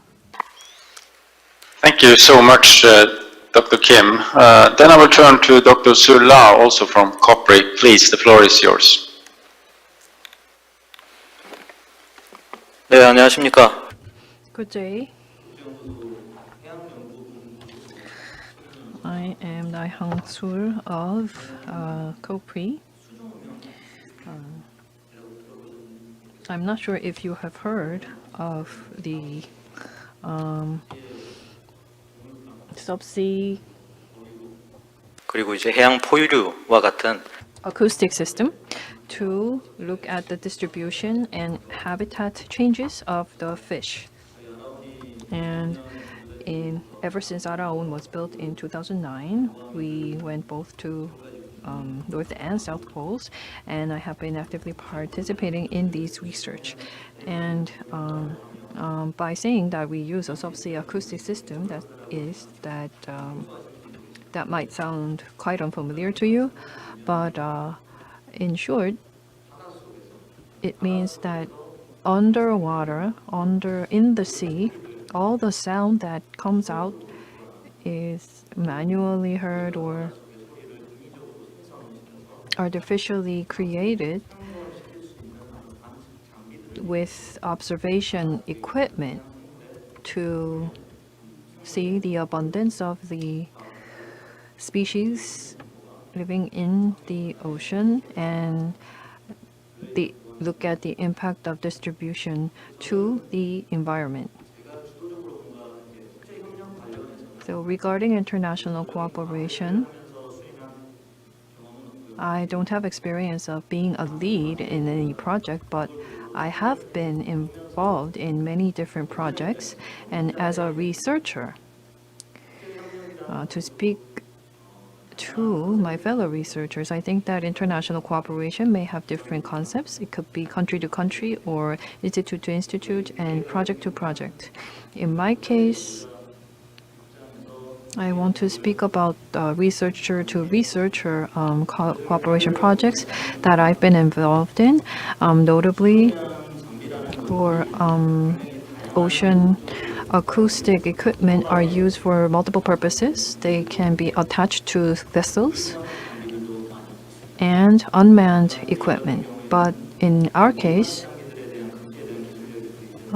we did not really have much of a capability of conducting unmanned equipment type of research. So in the Arctic Ocean, we wanted to work with UK, Japan, US universities and institutions and researchers who already had experience in conducting such research, learning how to operate the equipment or analyzing the data together. So these were the forms of collaborative projects that I was a part of. So during this discussion,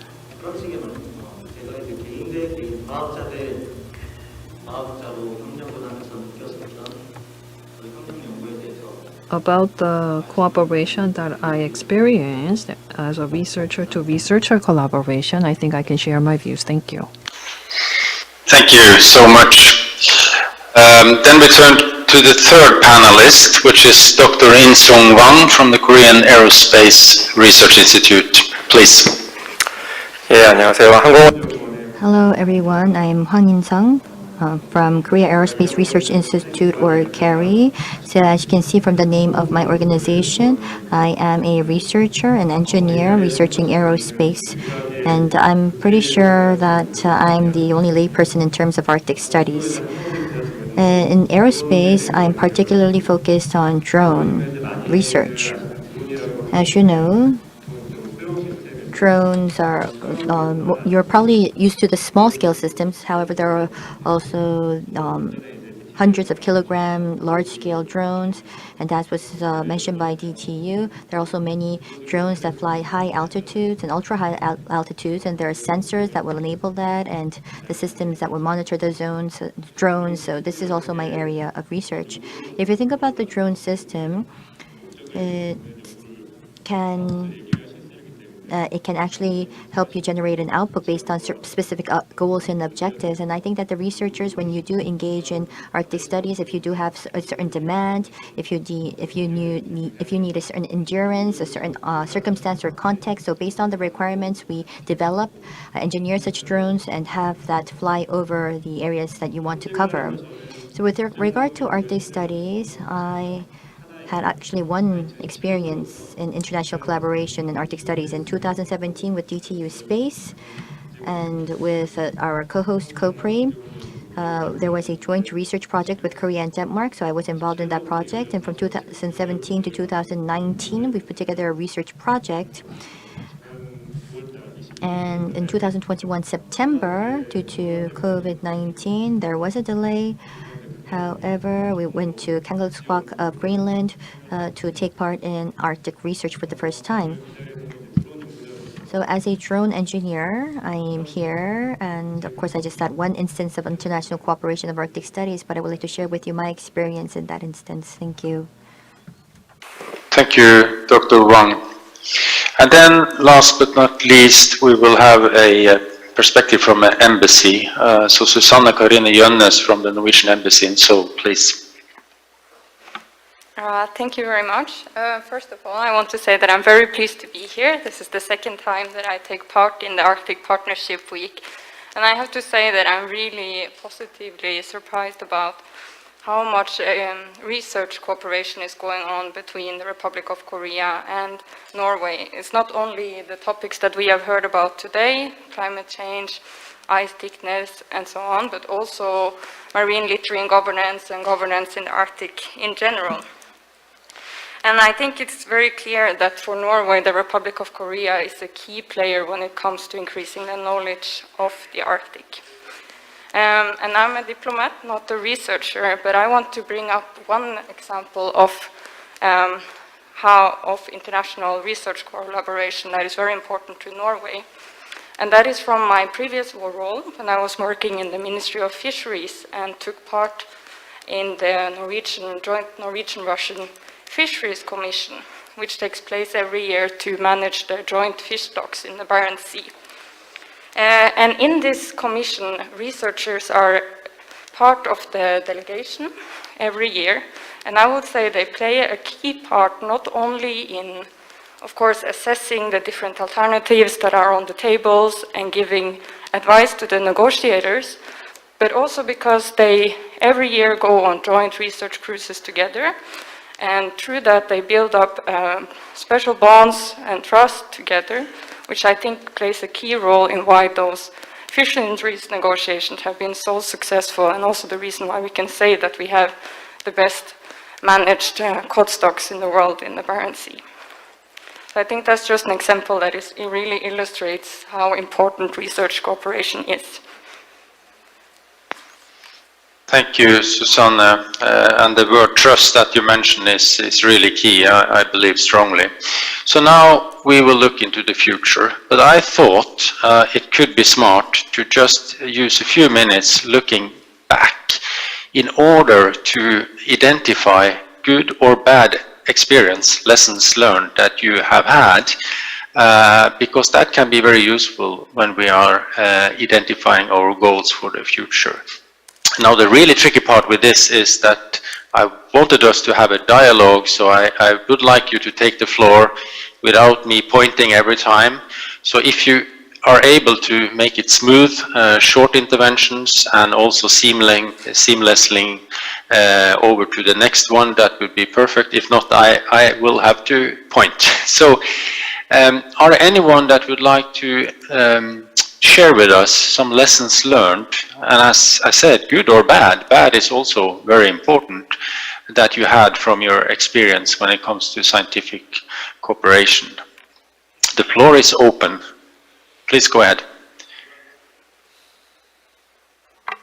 제가 먼저 말씀을 드릴게요. Let me go first. You've mentioned a very important question. So when we engage in international cooperation, we all have the will and determination. We have that passion, but it's very difficult to put that into action. So at the end of the day, scientists, whichever country they may be from, they all have the same mind. If they come together under a goal, it seems as if everything has been accomplished. So I believe that frequent in-person meetings would be critical in the process. Well, with regard to research, of course, it's easy to engage in joint research. However, there are time restraints, spatial restraints, and also the funding restraints. And one of the major challenges that I felt in Arctic studies is that the pandemic, COVID-19, there are some externalities that we cannot control. Because in the past, we were able to spare some time out of our schedule. We were able to host meetings and conferences to make suggestions and try to engage in ways to put into action. So we had a list of homework, things to do, and we went back to our countries and discussed how we can make this a reality. However, right now, even if we do have the will and determination, because of COVID-19, it's very difficult to take into action. So one of the alternatives were these virtual and online meetings. But as you know, international cooperation is not that effective under a virtual format. Of course, if we do have all of the basic foundation, if all of the members are very well aware with one another, if they're acquainted, of course, the online setting would not be a problem. But if we want to kickstart international cooperation, we really need to have people meet in person, face to face, to build that relationship, and we can devise a plan in the process. But then, let's say that if there are cases where we can actually visit the site, the Arctic region, it's quite a pity. As we heard from, we mentioned about the joint research with Denmark, but we've decided to engage in the first expedition in 2020, but we could not do that because of COVID-19. And throughout that single year, many thoughts crossed my mind. And I'm pretty sure that the scientists really want to overcome these temporal and spatial limitations, and especially the externalities that we cannot control.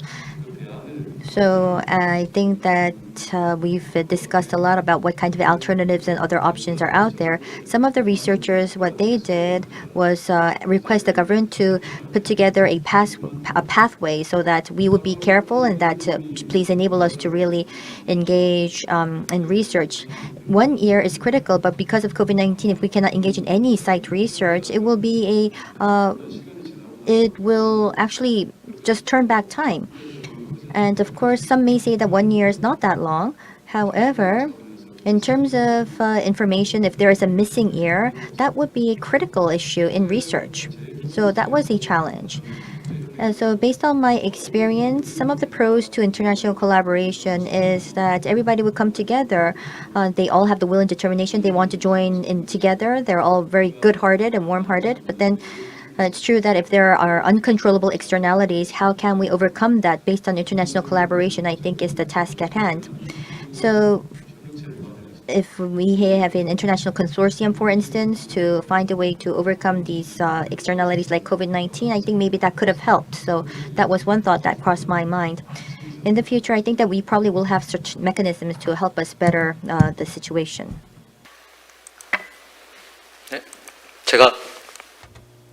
I would like to follow that. Most of the time I spend on the vessel in Antarctica and in Arctic. In the Arctic, I go to those two different places, 2-3 months in Antarctica and about a month and a half or 2 months in the Arctic. So that's my life. Using Araon, I have worked with international partners for collaborative projects. Looking back, I don't think I can think of anything bad. In these international collaborations, we've been using around for 10 years for research and survey. And personally, I still think that in polar research, Korea still lacks capability to take leadership, although we have come a long way. So looking back, what comes to mind is the very first Arctic voyage.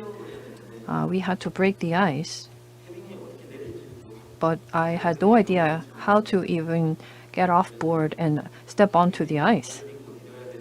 I didn't know if I had to physically go onto the ice or whether I would fall into the ocean if the ice breaks. And a colleague who studied the sea ice gave me a lot of guidance on how to read the sea ice, how to find the right spot. And even the captains of the vessels were there for the first time in the Arctic. Anchoring in the ship into the ice was a first time experience for them, probably. So we talked to other researchers with more experience and found our way through. So I think that cooperation can be relative. There are those who have experience in Arctic research, mostly from advanced nations. And when we were first starting off, well, there are still countries that are just starting now. So depending on which country or which institute you work with, I think that the nature of cooperation can be slightly different.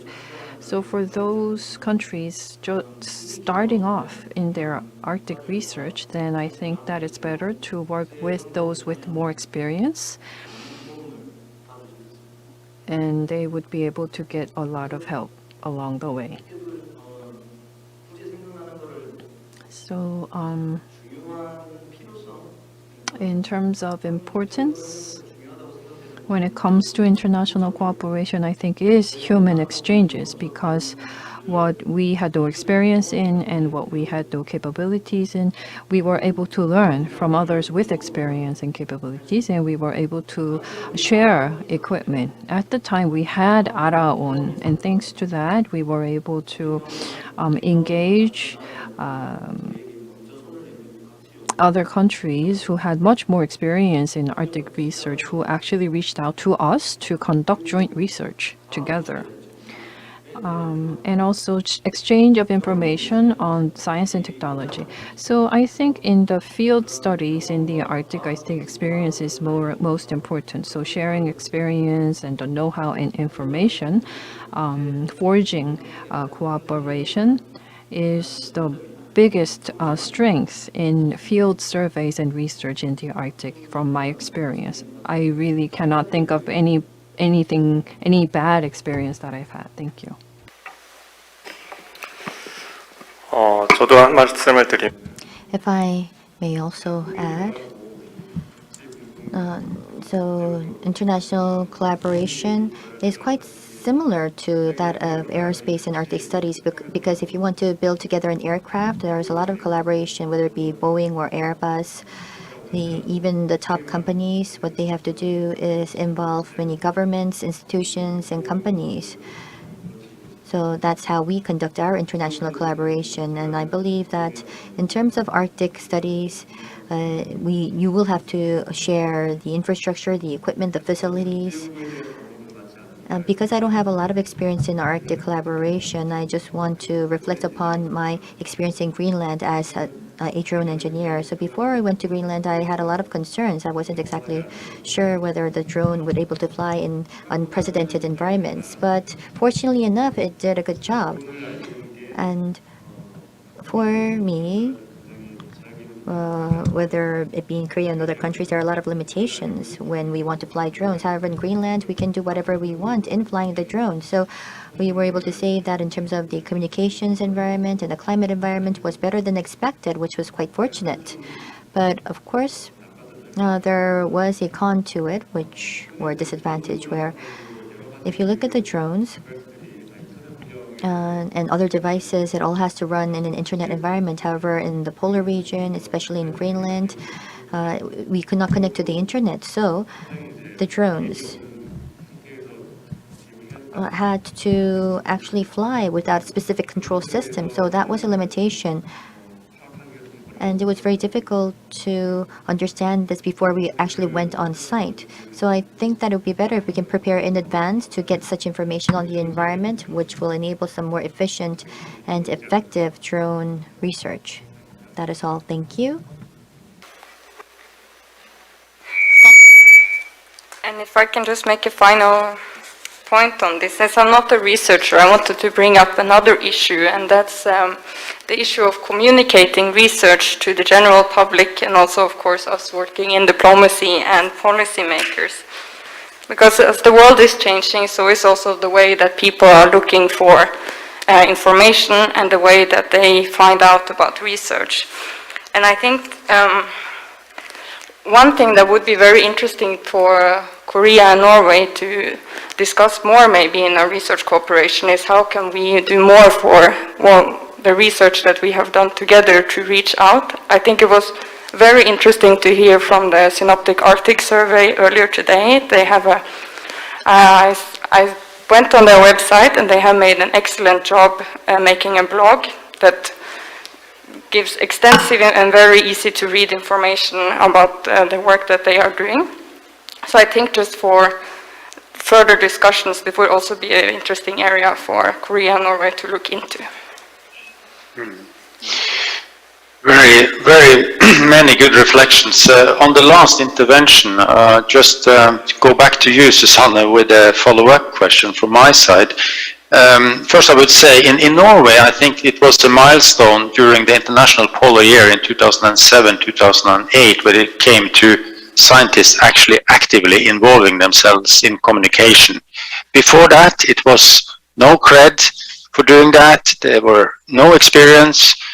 Scientists avoided it. It was not fun, and there were no money for doing that. But during the International Polar Year, we actually made specially earmarked funds for science communication, and that changed the game in Norway.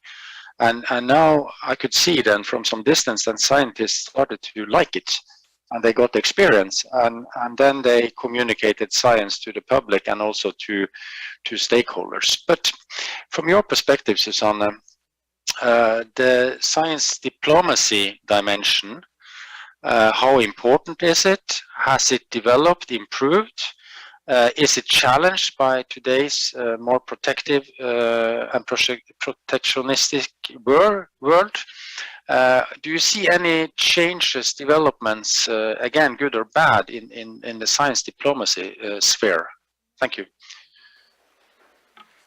I think one big challenge for Norway is that, well, no, I think not only for Norway, but for all countries, is that we have a lot of misinformation. We have so many different sources of information, and we also have, we also see that we have less trust in many parts of the world, and of course that, when communicating research or communicating facts and knowledge, is making it much harder to reach out. So,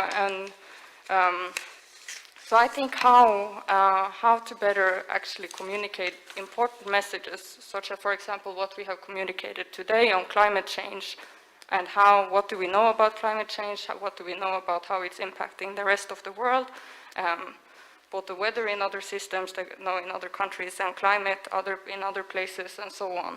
Important questions like these, I think there is a need to do more for that information to come out to both us working in diplomacy, but also the wider public, because they are very important for these questions too. Thank you. I would like to change gears a little bit. I heard basically two main messages from this intervention we had, that the experience being in the classroom is highly important, and sharing knowledge, because we need a mix of theoretical and practical experience. I will save that part for a little bit later, but I will turn to the meeting rooms like this one, and would like to ask you about some of your thoughts around the bodies we have for scientific collaboration internationally, where we meet in the meeting rooms like IASC, SCAR, Arctic Council, this forum, and many others. We heard that the COVID situation is of course hampering this, but if we kind of look beyond the pandemic, what is the importance of this kind of collaboration? And would you also dare to give some hints what you think are the most important meeting rooms for us as scientists? The big rooms like IASC and SCAR, or the smaller ones where we are more practically oriented? I guess the answer is we need both, but I am really trying to drill into the balance of it. Do you have any thoughts on that? Please, go ahead.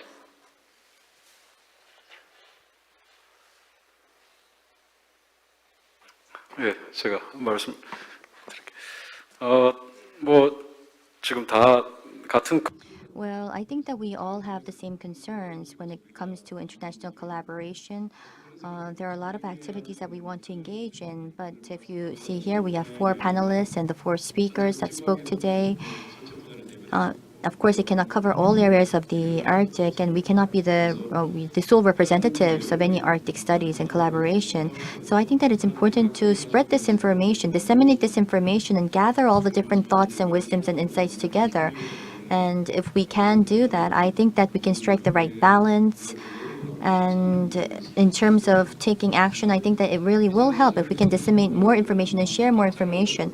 I know that right now it's about our small experiences and stories that we've experienced. So this could be personal, but then again, I think that it all can be a good starting point in the future to kickstart a bigger collaboration. So it's a little bit off from your question, but if I may share with you my future plan that I have, I think that the Arctic Circle, especially if we look at it, one country cannot govern everything or deal with all of the aspects of the Arctic. And as mentioned by Dr. Oyvind Pasche, there are international collaborations that are already in place, and the SAS, IASC, SCAR, there are, well, many things that we have to do together. These meeting rooms are, of course, necessary. And Korea is contributing to that cause. We have a plan to engage in this research based on our next generation research icebreaking vessel. And there are the various programs. We have the programs in Europe and as well as in the US. But I think that what happens is it may be ignited from one single country, but then it's about having members from across the world, the many scientists, to fill the gap in the process. So that's what science is all about. And I think that this is about how we can strike the right balance. So if I may share with you my plan, because the Arctic Circle is so vast, there are many in situ measurements and monitoring that is being done with many countries. However, if you look at the remote sensing, satellite observations, we need continuous collaboration. And even if we, let's say that we have a certain country in the lead, that's not the end of it. We need to continuously follow up on our findings. If you remember the morning session, some said that satellite data lacks the resolution. However, I think that, as Dr. Yang has mentioned, in the case of the survey on the Arctic Sea, if we can collaborate with them, we will be able to improve upon that. So what I want to say is that rather than trying to strike a balance between, let's say, 2 factors, I think that it's about understanding each other's plans and try to coordinate these plans, and to have the willingness to coordinate. That, I think, is what we need in the future. 네, 이어서. And to add to that, my thoughts, international joint cooperation, as mentioned earlier, I ask whether IASC is better or smaller scale is better. Well, I think that, of course, both should be done hand in hand, in parallel. because they both serve different purposes. IASC and other large-scale projects, for example, when we plan out a task or project, the planned task, if we want to share the task with other nations, then it's easier for us to do so through IASC. The observation, achievements or results or data, planning out our action on those data in a micro manner would be done better in a smaller meeting. So both have benefits. But the consideration that must come first is that when you say international cooperation or joint cooperation, that means two different entities sharing ideas and generating synergetic effects. The purpose of the research and the direction and the viewpoint towards the research must be on the same page. So we must first be on the same page, and then each entity should clarify their own objective for research, and then look at what my team can do, what kind of capabilities we can contribute, and what we lack. So both sides need to understand their own capabilities and shortcomings, and then talk to the partner to clarify the roles, responsibilities, and what should be presented from either side. So we need to have a clear purpose and objective of research. And the next consideration is a very thorough plan. We cannot just simply start out with a research with no plan. International cooperation, like Mosaic, as you heard many times throughout this week, it is the largest ever observation on the Arctic. This project involved 250 scientists, 7 different ice-breaking vessels, and through a year period, through a drift survey, when you look at the exploration planning, the planning actually started 13 years ago. So they started planning out this project for 13 years.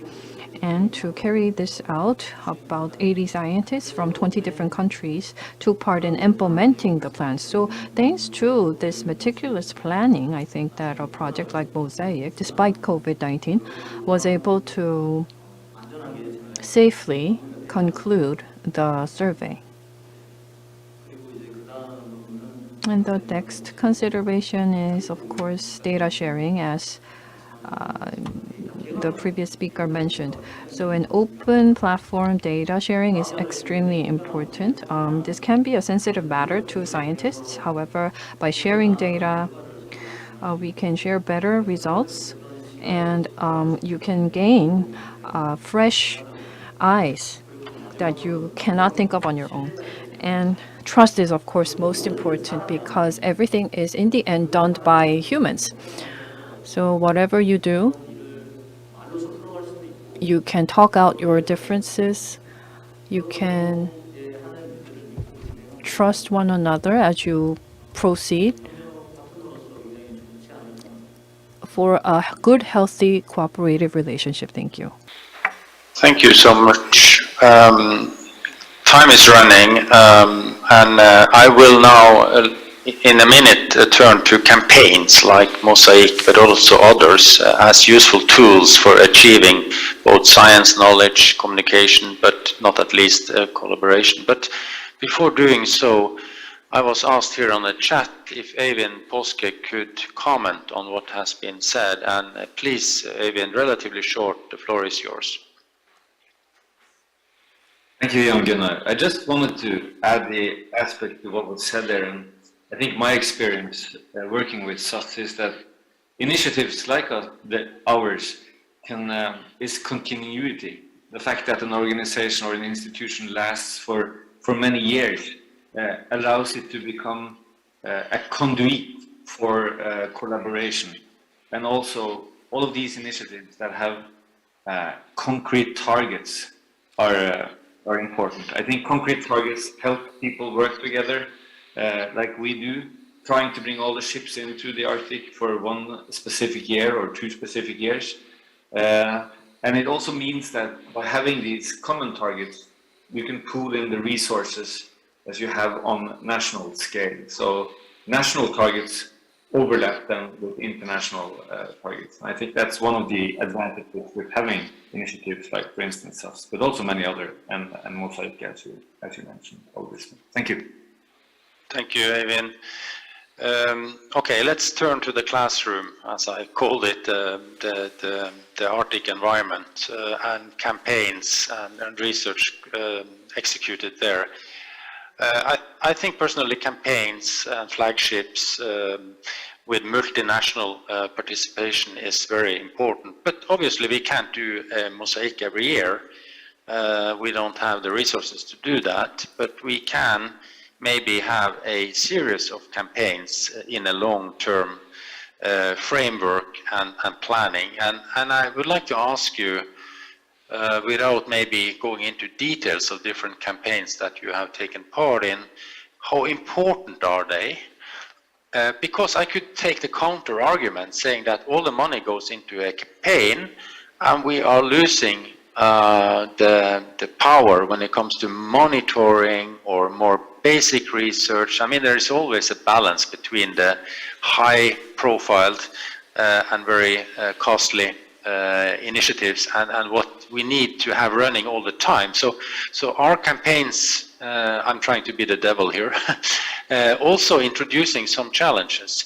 And then I would like you to address, if you would like to do so, the question of, do we need an international poll a year again?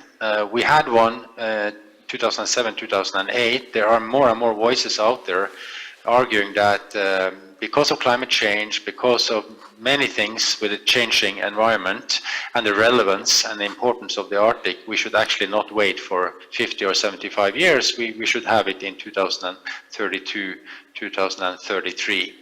Would that be the most important goal of future scientific collaboration? And then I open the floor again.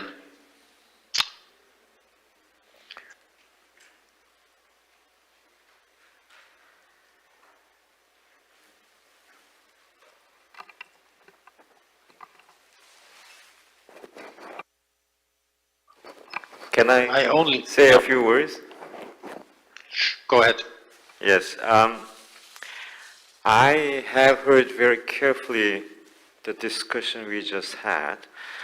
If I could try to crystallize a little bit out of the deliberation, first, write down the common goal. It's not just understand the common goal, but write down specifically the common goal.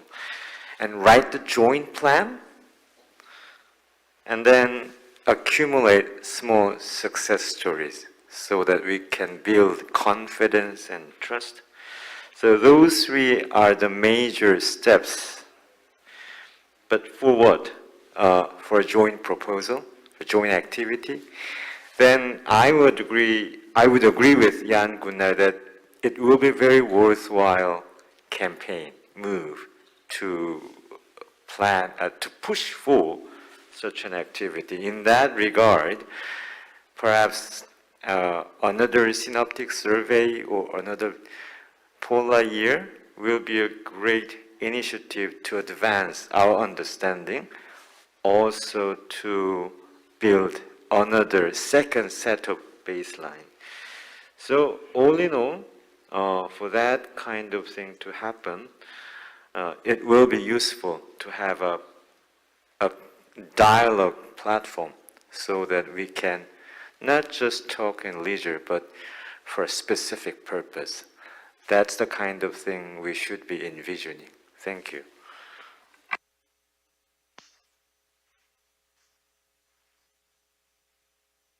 Are there others that would comment on this?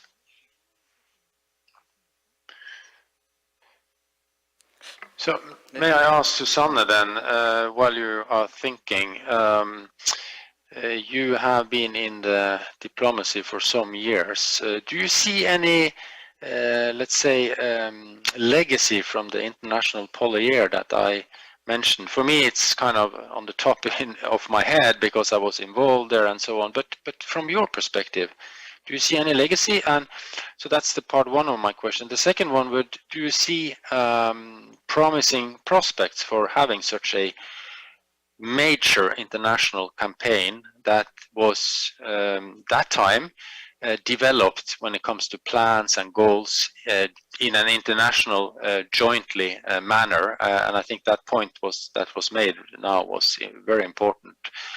Much better that we join forces in the planning and then we execute things than one party, one nation, one institution are making all the plans and then invite others on board. I think that's a weaker construction. But Susanne, would you like to comment? Thank you.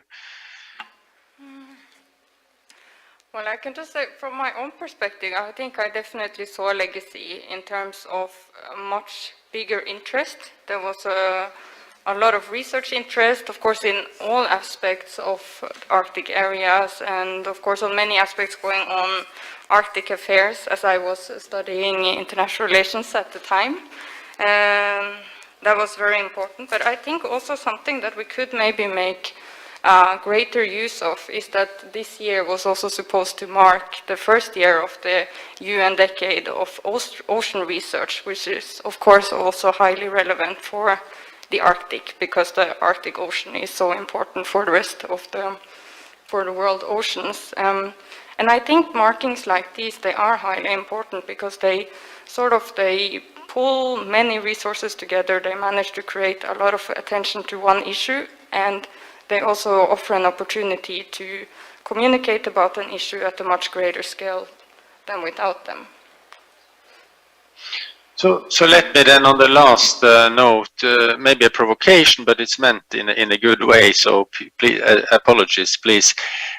You mentioned the ocean, and I'm deeply involved in international work on the ocean, and it's no doubt that the ocean has gained a lot of momentum now. We are discussing oceans at the G7 meetings, we have the decade, as you mentioned, and there are this high-level panel for sustainable economy, and so on and so on.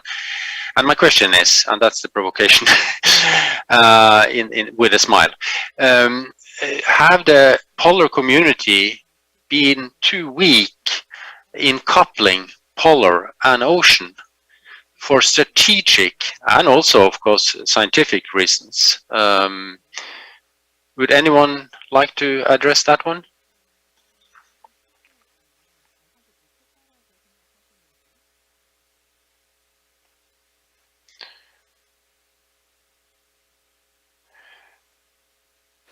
I guess if 질문을 다시 한번. Sorry, go ahead. Could you rephrase your question? Yeah, so let me share with you my opinion. Maybe it makes it easier because I'm not, as I said, on distance. Humor and provocations are probably very difficult, but it is meant to be constructive. Oceans have gained a lot of momentum, scientifically, yes, UN decade and so on, but also politically. And we have the World Economic Forum, we have the United Nations, we have this high-level panel for sustainable economy. We discuss this at any major meetings like G7 and so on. And oceans has become the center, in a way, of a lot of discussions internationally. And here we are within the scientific and political and the interface between them sphere. So my question was, the polar community, of course, we deals a lot with oceans, needless to say. Have we been strategically not clever enough to couple the two in our communication and in our plans and discussions and dialogue? We talk about polar, but do we also emphasize the ocean dimension of the polar enough? Thank you. 제가 약간 말씀드릴까? If I may comment on that. So you've mentioned about that interconnection of the polar and oceans, but my personal opinion is that in polar research, there are many domains, but in the case of Kopri and in Korea, it's true that we try to find more links in ocean, in the polar sea. And I'm sure that we all have different opinions, but my personal view is that considering that we do have, we are in a global system, this ocean element, I think, is critical when we want to find common solutions. And once we couple polar and ocean, there can be many areas with regard to the polar, including the atmosphere as well as land. And I think that there could be further collaboration in the process. So I think that the starting point could be connecting polar and oceans to induce more international interest. So I think it's a good starting point to range this out to other areas as well. 지금 질문과 그 And to combine both questions, I think that when it comes to the polar area and the ocean, and interest in the ocean, the importance of the ocean, the public interest, of course, promoting the ocean and the polar region, I believe, is absolutely important. Our outreach would be very important. So in that sense, a large campaign such as the Mosaic is needed from time to time, because we all know that the CAO is important and there are rapid changes taking place in the CAO. We all agree on that. I think we have a consensus and the public agrees. But an agreement, of course, can be shown by words and intent. But to determine the impact, we need to act. And so with such a large campaign as Mosaic, and by demonstrating such a large-scale campaign and showing to the public how this is done, we can raise interest and awareness, and that is why campaigns are important. Maybe we can determine the cycle of such a campaign, but if we can make such a campaign on a regular basis, that would be also very good. Thank you. It's a very interesting discussion with a lot of reflections and dimensions, and I would have loved to be with you and discussing this much more. Of course, we will do that in the future. I'm certain we will get a new normal, which allows for more physical meetings.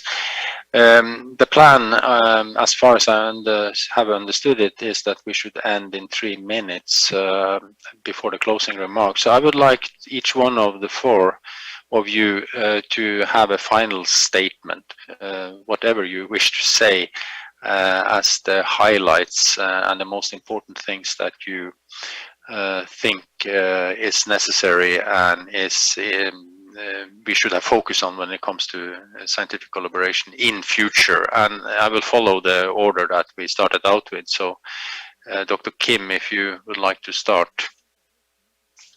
네. Yeah, so there can be many views and opinions, but if you look at the international trend, we mentioned about SAS, SCAR, as well as IASC, but you can see that issues are all cross-cutting. So at the end of the day, everyone here today, I think the wisdom and the knowledge has been shared, but of course there is even more than that. And so I think that we need to collaborate further and also think about the cross-cutting collaboration aspects that would be necessary. In terms of international cooperation, there are many programs. And if you look at the program, depending on the discipline of the lead, the target would be different. But in terms of the domain and the time spent, if we can somehow find a way to harmonize that, I think that we can find an efficient way to conduct international surveys, for instance. So IASC and SCAR, for instance, they have huge campaigns, but there are also small programs in between. So maybe we can gather or couple or combine these small, mid-sized programs together to engage in further harmonious cooperation. 국제 공동협력 International joint cooperation is a general trend throughout modern science. in particular for the Arctic. And the polar science is a large-scale science, and not one single institution cannot conduct all the research on its own. But rather than an external cooperation, of course, it's important to build substance internally. So before pursuing international joint cooperation, we should take stock of our own capabilities, where we stand, what kind of capabilities we lack, and what we have should be done first, so that international cooperation and internal substantiation can be done together. Thank you.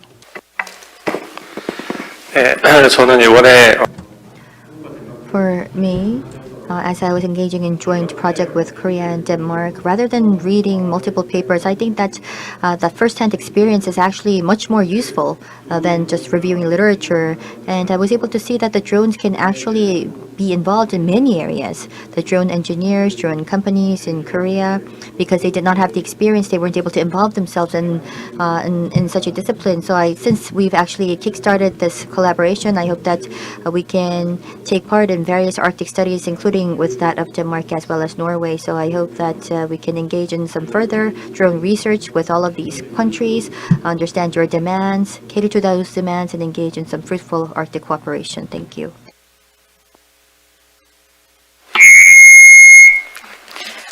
To finish, I actually wanted to bring up both the oceans and the blue economy, as these are topics that where both the Republic of Korea and Norway have large interest, whether that's renewable energy, the maritime industry, fisheries, and aquaculture. Because we are both at the forefront of all these industries, and we have a lot of cooperation within them. But however, for all these industries to grow, we need more knowledge of how human activities are impacting the oceans and also in the Arctic, because many of the businesses who work on these topics are actually located in the Norwegian Arctic. So actually having limited knowledge of these areas is also a limit to growth. And that's a very important argument for why we need to increase our knowledge. And I think research cooperation is so important because it makes it possible for researchers to draw on a large pool of resources, both human, technical ones, data resources, and so on. And of course, all of that leads to greater knowledge. Yeah, thank you everyone, to the organizers, the panelists, and others in the audience, both physically and digitally, and thank you for allowing me to moderate you. That was my sincere pleasure. So then over to the moderator of the meeting and the closing remarks. Thank you.